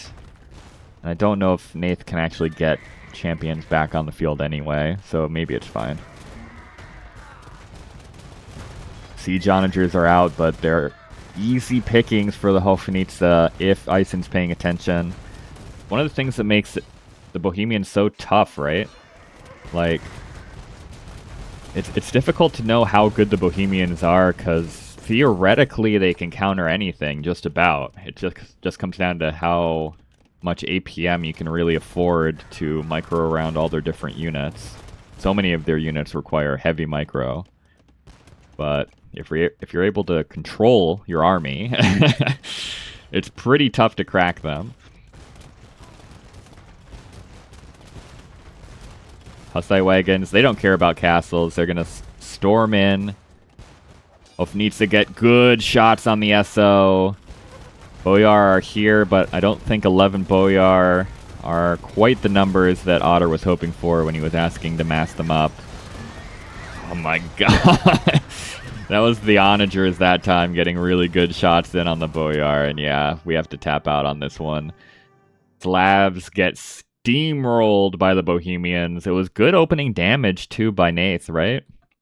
He delayed a bunch of stuff. He killed some vills in the base. It was a nice opening. He got a decent forward position, but just was not able to take the fight when he needed to. Yeah, the patrol stack giveth and it taketh away as well. Nath got hit by a couple pretty big shots because he was stacked up on himself. But after that last game, can you blame him?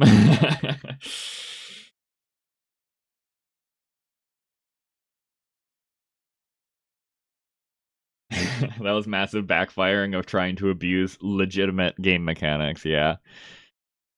That's one reason that it shouldn't... That's one reason I'm not totally for tournaments banning it out and stuff, because, like, it can go really bad for you. Thank you, Ertz, for the follow. I appreciate that heavily. Thank you, thank you. It means a lot. I'm still riding the high of that wood game, so I'm not usually this energetic. No, we do all right here. All right. Eis3n retakes the lead. That was a much faster game. That was Nath's Slavs losing to the Bohemians on Runestones. Okay. All right. It's true. He was over microing the siege tower, right? I think the siege tower might have been cooking a little bit too hard. I don't know if burying around 10 units in DM is worth all of the attention you have to give it or not.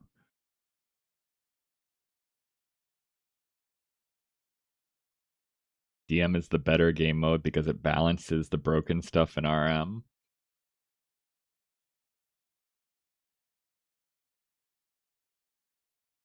Surely there are counter examples to that, like towers or Spanish cannon galleons, probably, right?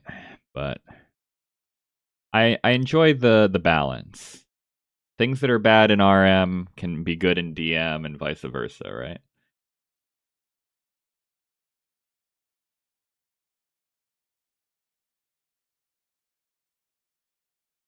Both hot RM Empire Wars topics are less. What's the other hot topic?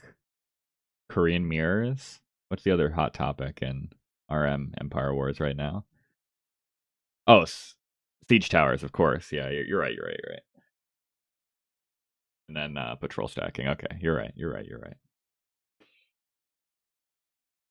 I don't know. Yomi made it work. Yomi made those siege towers work, man.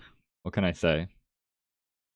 Maybe DM is just lagging behind on the super strong Empire or Empire Wars strategies. All right, we're moving on to Serengeti. So this might be our last chance at a mirror. Is there any world in which this isn't a Mongol mirror? Because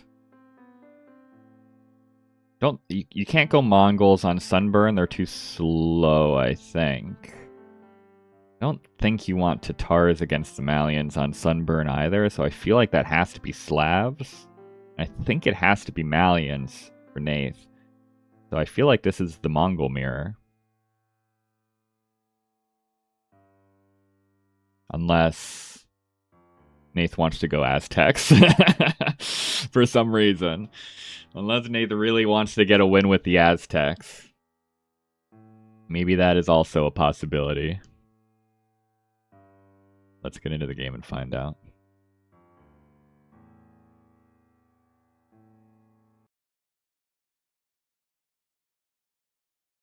Okay, welcome in game 4.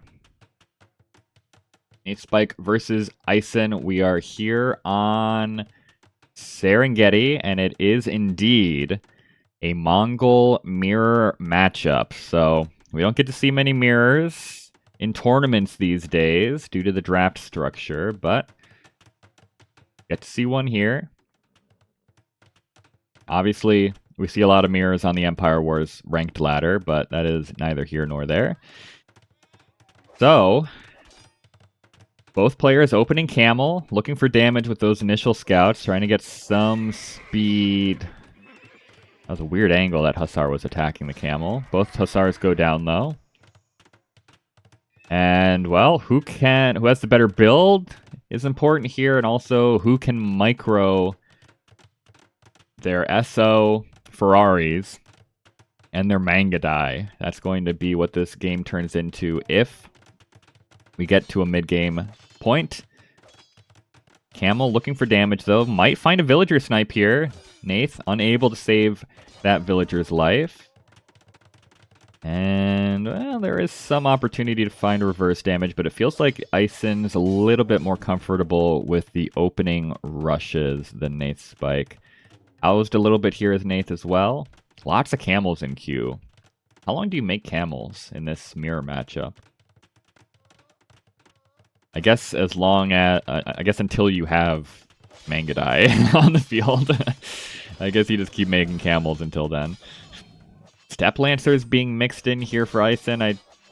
maybe a misclick. I don't think they're going to provide too much value here anymore.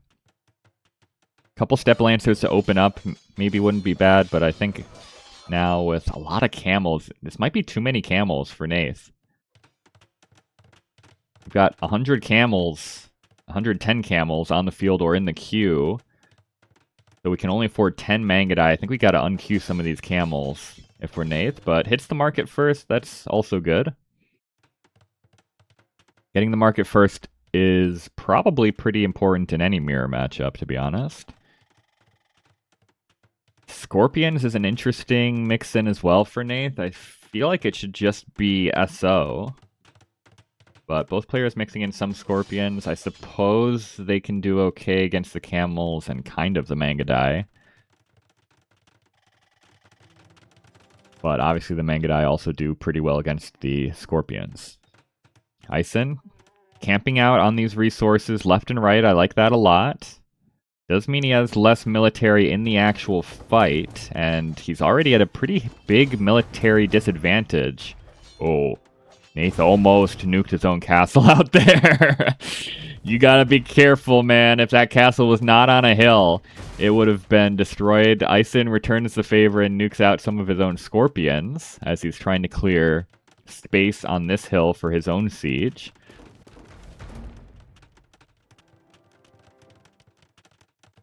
Gonna come. And Eis3n disrespects the wood, man. He's cutting his own wood lines as well. If this becomes another wood game, think back to this moment where he chopped his own wood line here at the front.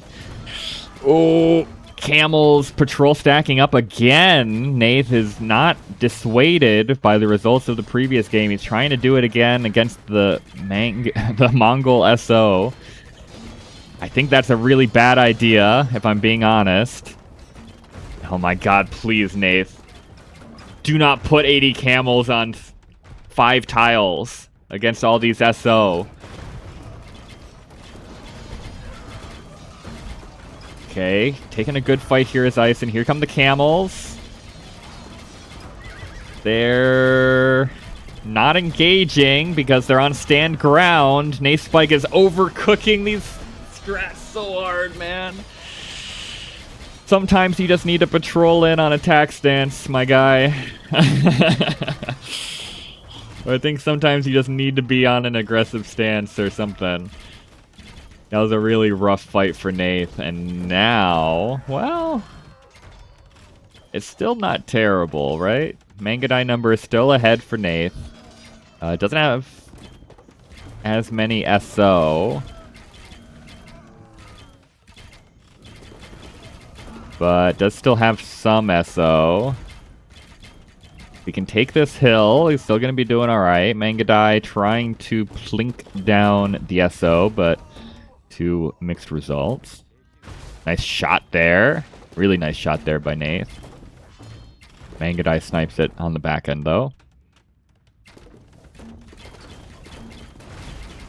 Another good shot. I think Nate's still okay as long as he doesn't need another huge SO shot. And please just get these camels in. They don't need to be hanging out. Oh, big shot. Down the hill into the Mangudai. That is that big shot that we needed to see from Eis3n, who was on the back foot. Nath also thinking about expanding to the left, but Eis3n has been patrolling in this area with camels the entire game so far. So good awareness from Eis3n. Nath hitting the market again. Needs more Mangudai. Is going to lose this castle. I'm not even sure if it's worth repairing this castle, to be honest. But he's going to start sieging from the left-hand side now. Okay, interesting castle. But it does secure a gold pile, I suppose, for Eis3n. So maybe worthwhile. Castle goes down in the middle for Nath. But he is going to start trebbing down this castle from Eis3n, and I don't know if Eis3n can get over here in time to save that castle. Maybe he can. The Mangudai are on their way. They need to be careful with the SO, though. Decent opening shots from Nath's SO.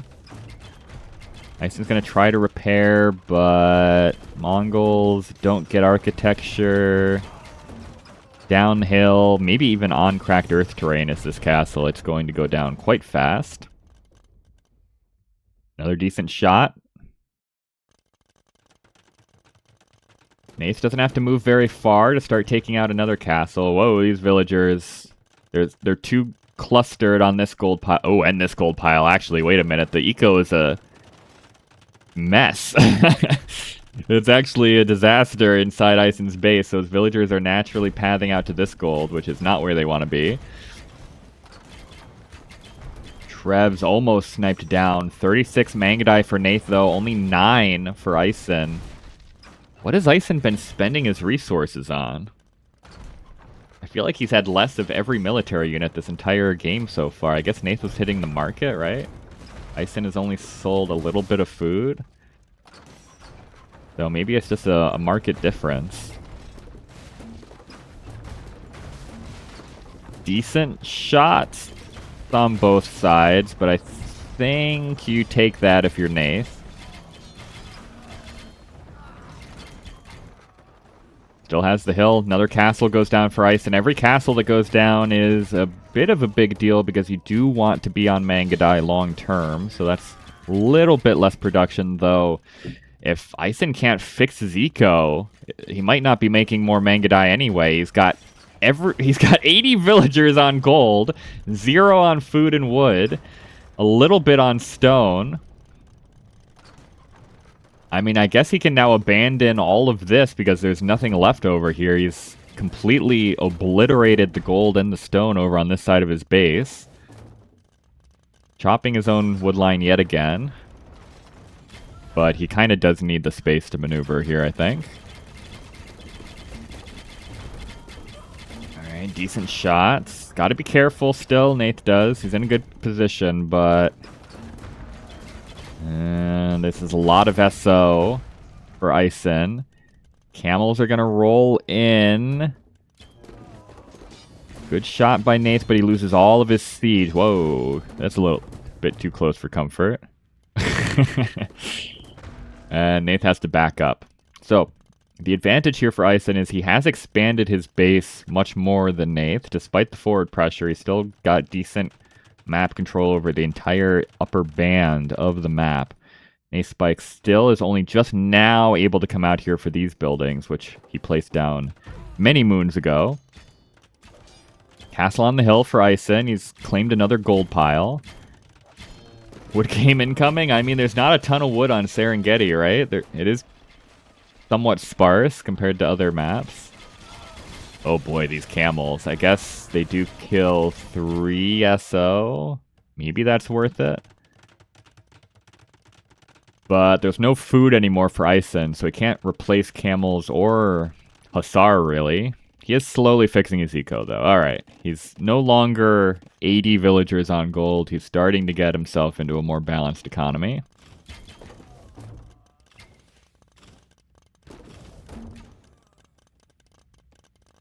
But this is scary, man. 15 Mongol siege onagers on the field is kind of spooky. Loses a couple there. That's good value for Nath. Also, just Nath is pop capped now, and Eis3n is not. There's nothing in the queue for Eis3n. He's really just trying to fix this eco, man. He's having to farm underneath the castles, but at the front of the castles. Nath is thinking about relics. There's not a ton of gold on Serengeti either, so getting relics early can also be valuable if it becomes a bit of a longer game. Another castle down the middle of the map for Eis3n. I love these castle positionings. Up on the hills, really just making it super hard for Nath to path through the middle of the map.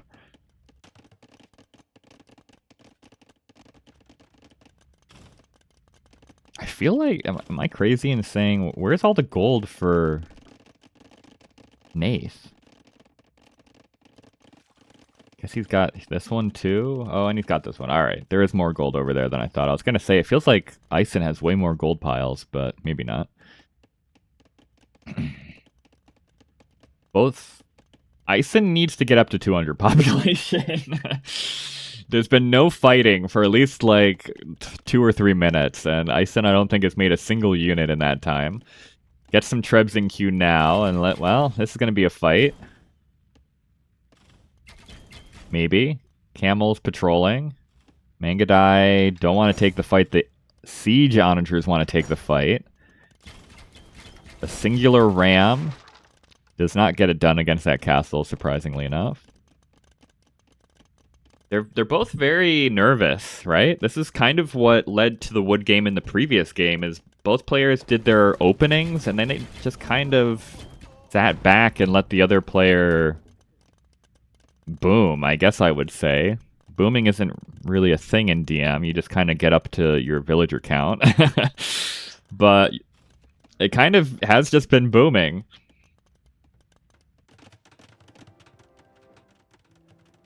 Interesting edge of the world cast. Maybe the worst if you, like, obviously it's here to protect the gold, but like, besides that gold, maybe the worst castle I've ever seen in my life. It's on fully on cracked earth terrain, edge of the map.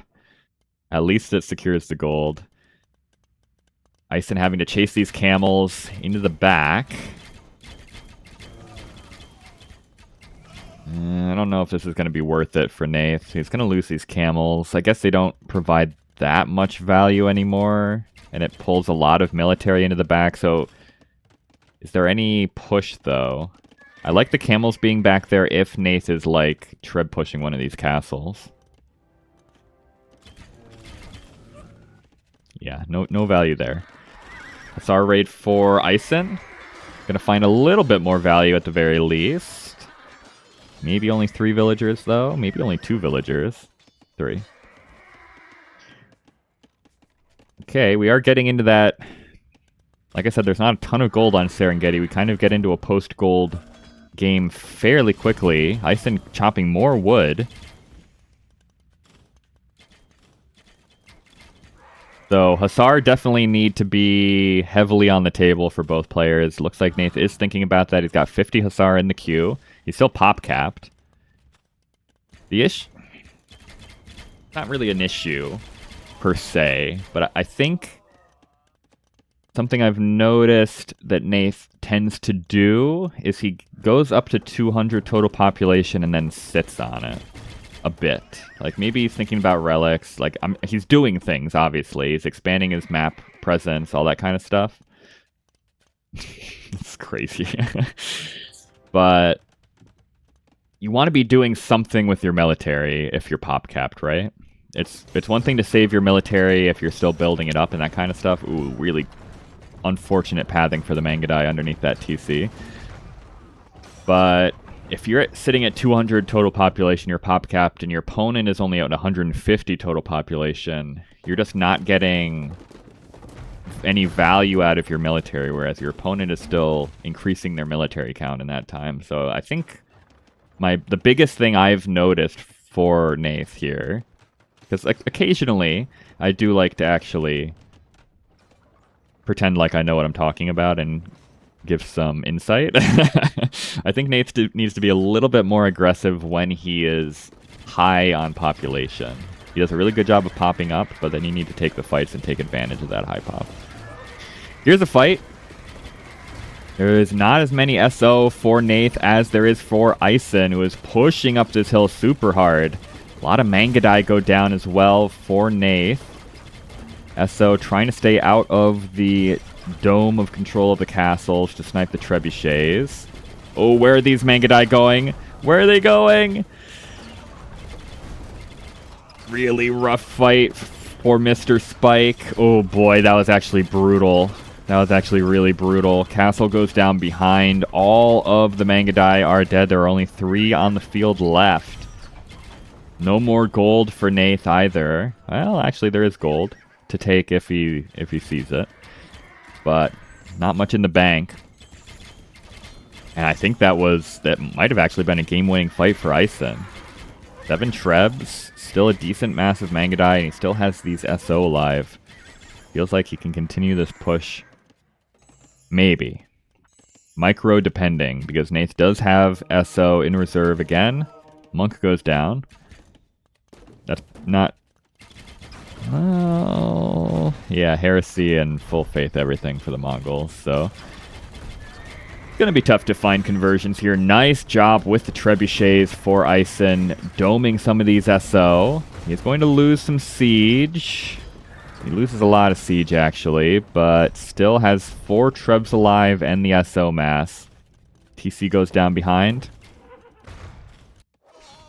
Good raids here by Nath. Oh, also a absolutely most disgusting monastery I've seen in quite some time here from Eis3n.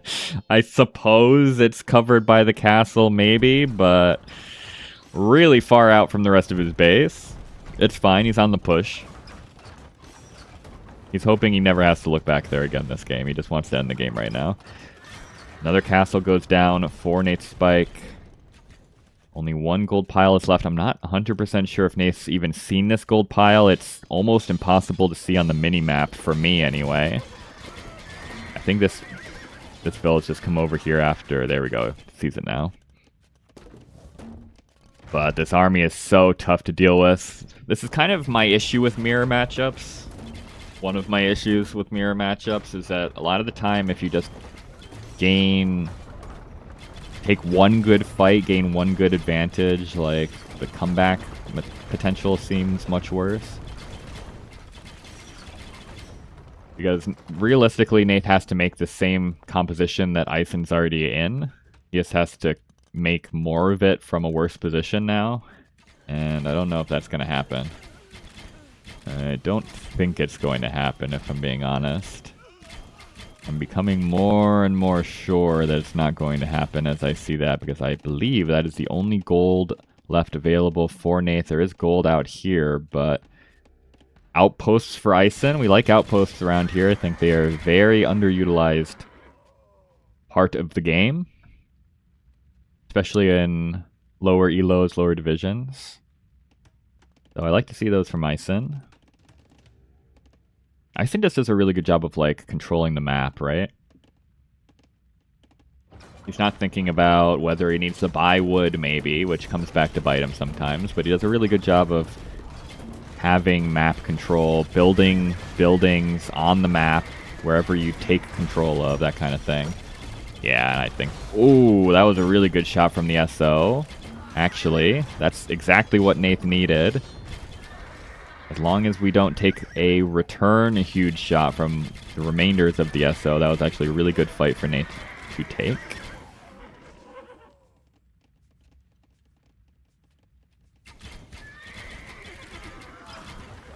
Good damage into the Mangadai as well.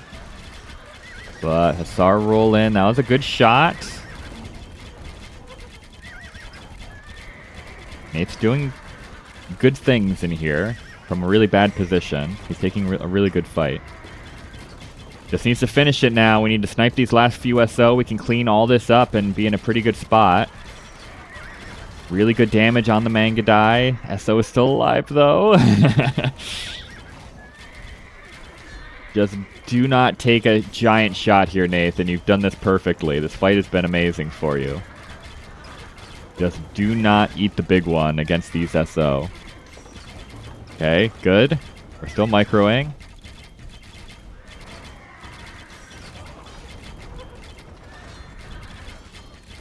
Mangadai number is pretty low for Eis3n now. Mangadai trying to snipe the SO, and they do. They can clear up everything here now. Another castle did go down for Nath behind. It's been a lot of structural... Oh, and this is bad, actually. It's been a lot of structural damage done to Nath. He's down to 80 villagers. The raids can start to come in even harder now that all of these castles have gone down around Nath's eco. He's trying to get back onto this gold out here. Maybe he's going to be able to. Military advantage is in his favor, though. Maybe he can take back some map control. No siege on the field is kind of tough. That's a lot of villagers, bro. 39 villagers for Eis3n. Go through the gold pile out here and say, okay, now take wood. Raids continue to come in. Otter said earlier, this mirror is very Hussar spammy, right? We're seeing it now. Well, we're seeing it now. What's going on with Eis3n right now? Eis3n has so many resources, and he's just not making anything. Oh boy. He's losing a lot here. Ooh, nice shots with the SO, though. Attack grounds coming in clutch for Eis3n there. Every Mangadai life is very, very valuable right now on both sides. Taking gold, taking stone out here is Nath. That's good to see. This might be a little bit too aggro for Eis3n. He's got to be careful. There's a lot of Hussar here. Gonna lose more villagers. Now it is Eis3n that is down to 80 villagers. Another really good game, actually. This set has been amazing. Our roll in, but only poking away at the Mangadai isn't ideal. I feel like there's... Maybe it's not worth it. I don't know. If it's me, I'm selling out all these Hussar to snipe these SO. I don't even care. If we lose all 40 Hussar, then so be it. That might not be the correct choice, but that's what I would do.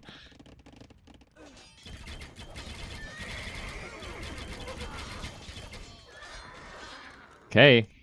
Gold is, I believe, gone except for these two oh, it's still this one as well. It's so tough to see the gold on Serengeti, man. It's so tough to parse it on the minimap. So there are still some golds out there, but neither player really able to take them. Mangadai mass has increased a bit. Huge SO shots. That's not for nothing. This is another reason I personally would just sell out and dive with the Hussar, because if you dance back and forth like that, I'm losing my Hussar every single time to a shot. At least if you continuously dive forward, you might snipe some SO. That was a really tough fight for Nath. Oh no, and where are the Mangadai going? Where are the Mangadai going? Oh my god. I actually thought maybe it was a Giga Brain play and he was diving in to snipe from inside the minimum range, but no. Nath gets absolutely crushed in like 30 seconds by the SO. That's tough. That's really tough, actually. It's such a quick turnaround, man. Eis3n was in such a good... Actually, it happened maybe like 5 times this game. Nath was in a really good spot. He lost all of his units to a couple of big shots here. Then Eis3n was on the pushback, took a bad fight here. Nath got on the pushback, took a bad fight here. So really fun game. Really, I'm not usually not super high on the mirror matches, but that ended up being pretty good. Very dynamic. But Eis3n comes out ahead again. So Eis3n takes the set. This is a play all 5 though. And there is still some stuff to play for. I don't have any idea what Division 8 looks like in the standings. But potentially this could still matter. So, that was Eis3n's Mongols winning. And we move on to Sunburn. So we've had a lot of long games so far. Sunburn is by far the fastest map in the map pool. We've seen a couple Sunburn games go long. Usually it's over in 5 minutes. So let's see. We'll see if these two players can make a meal out of even Sunburn. I think it's got to be Malians versus Slavs. I don't think there's any argument for either of the other two civs here.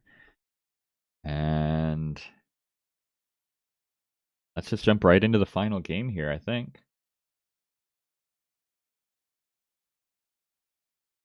It's been a great series. Let's see it end it up. Welcome in, final game, Nathespike versus Eis3n. We are here on Sunburn. It is going to be the Malians for Nath. It is the Slavs for Eis3n. So,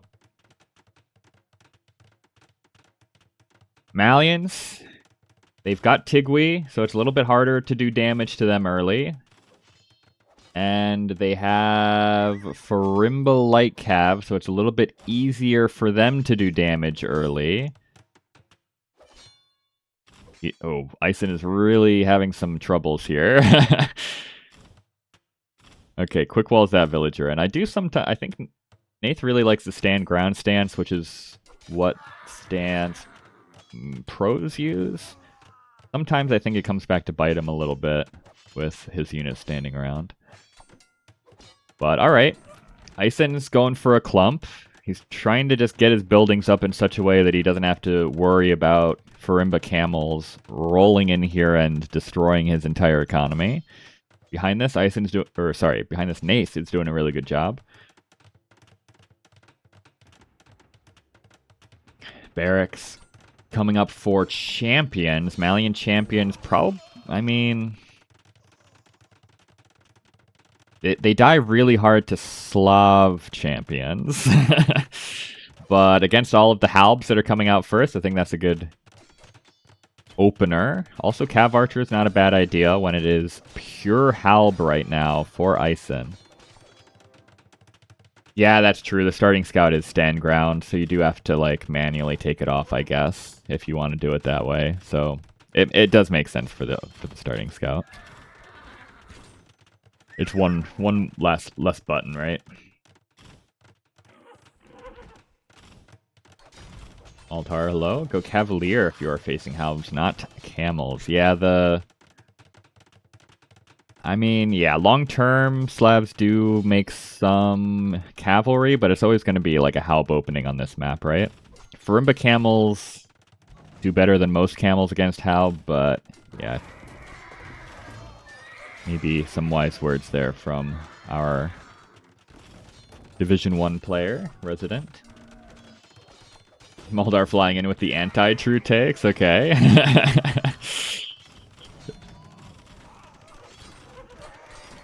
Oh, Cav Archers trying to come...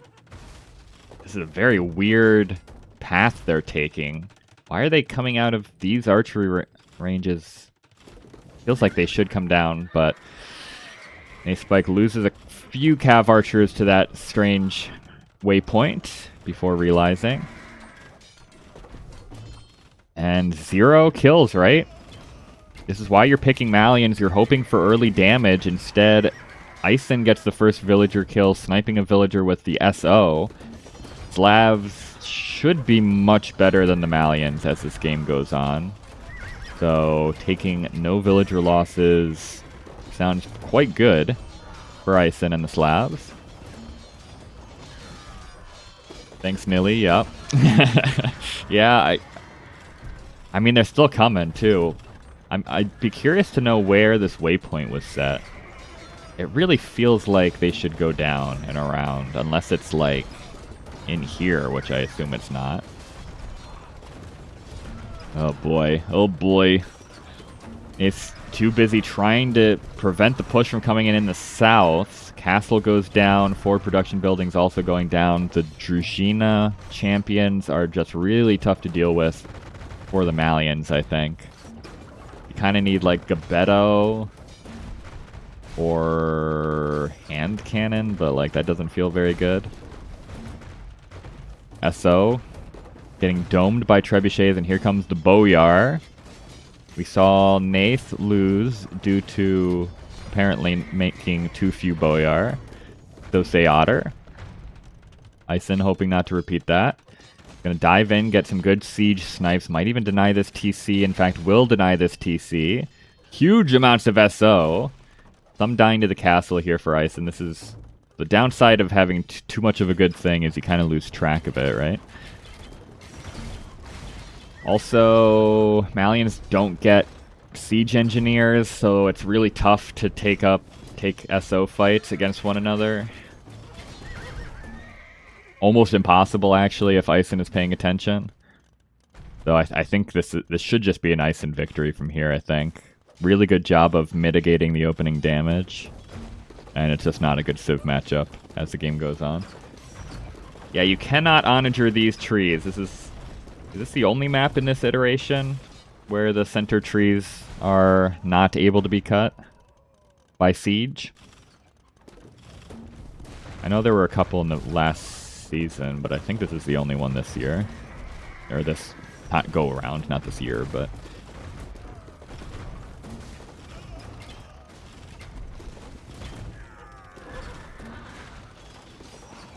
Yeah, I'm Trying to think of what composition you even go for here. The champions simply are not it against the Druzhina champions or against the Boyar. Maybe it is like Cav Archer Camel, but I don't know, man. Decent snipes. Farimba helping out against the siege as well. Good snipes with the bombard cannons. But I think we do lose this castle. We should. Eco pretty even on both sides. Positioning looking really good for Eis3n though. Some people don't have the mental wherewithal to withstand the horrors of war. They start freaking out. And that's what that camel was doing. Villagers looking for space on this gold mine. Getting a little cramped. Can't really roll in with the camels anymore because Halbs are now bulked up on the field for Eis3n. Nate's making Malian pikemen, which feels bad, but there aren't too many things you can make as the Malians that don't feel bad here, I don't think. Push continues from the south and the north, and I think Eis3n is looking pretty good to take this set for 1. Bombard cannon and Gebetto.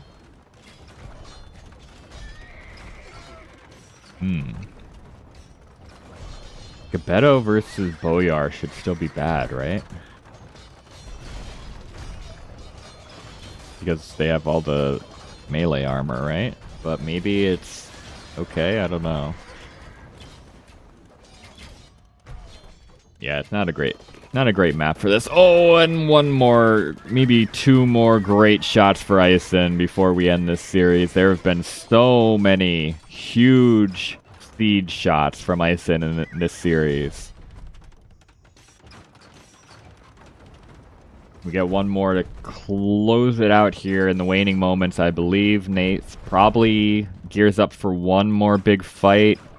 Hopes for the best, but if this fight does not go according to plan, I think this is probably a GG moment. And I think it's going to be difficult for it to be that good of a fight. Again, Camel's on stand ground stance, not engaging. Feels bad, man. I don't know if it would have mattered necessarily in the grand scheme of things, but lazy Camels, they want to do all that twirling underneath the TC, but then they just stand still in the fight. Outrageous.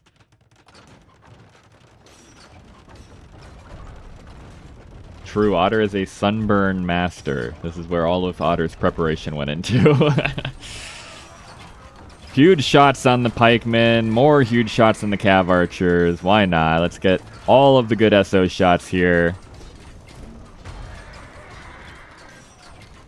And, well, Eis3n is putting down castles underneath Nath's military. There's the mass delete. Double click delete. GG is called, and Eis3n takes it 4-1. It did not feel like a 4-1 set at all, man. Very, very close games. It was really only the Bohemian game and maybe the first game. Felt like Eis3n was always pretty much always in the driver's seat, but even then, those games were back and forth in a certain way. So really good job by both of these players. I think Nath very much outperformed the end score. Eis3n looks beastly though. Really good job from Eis3n. Again, I don't remember the standings of this division, but he's looking quite solid for Division 8, I think. And I think if there's a quick, too long didn't read of my thoughts on this set for Eis3n, stop selling wood when we're an hour and a half into the game. And for Nath, fight more when you're fully popped. And maybe don't cook quite so hard on the stand ground patrols.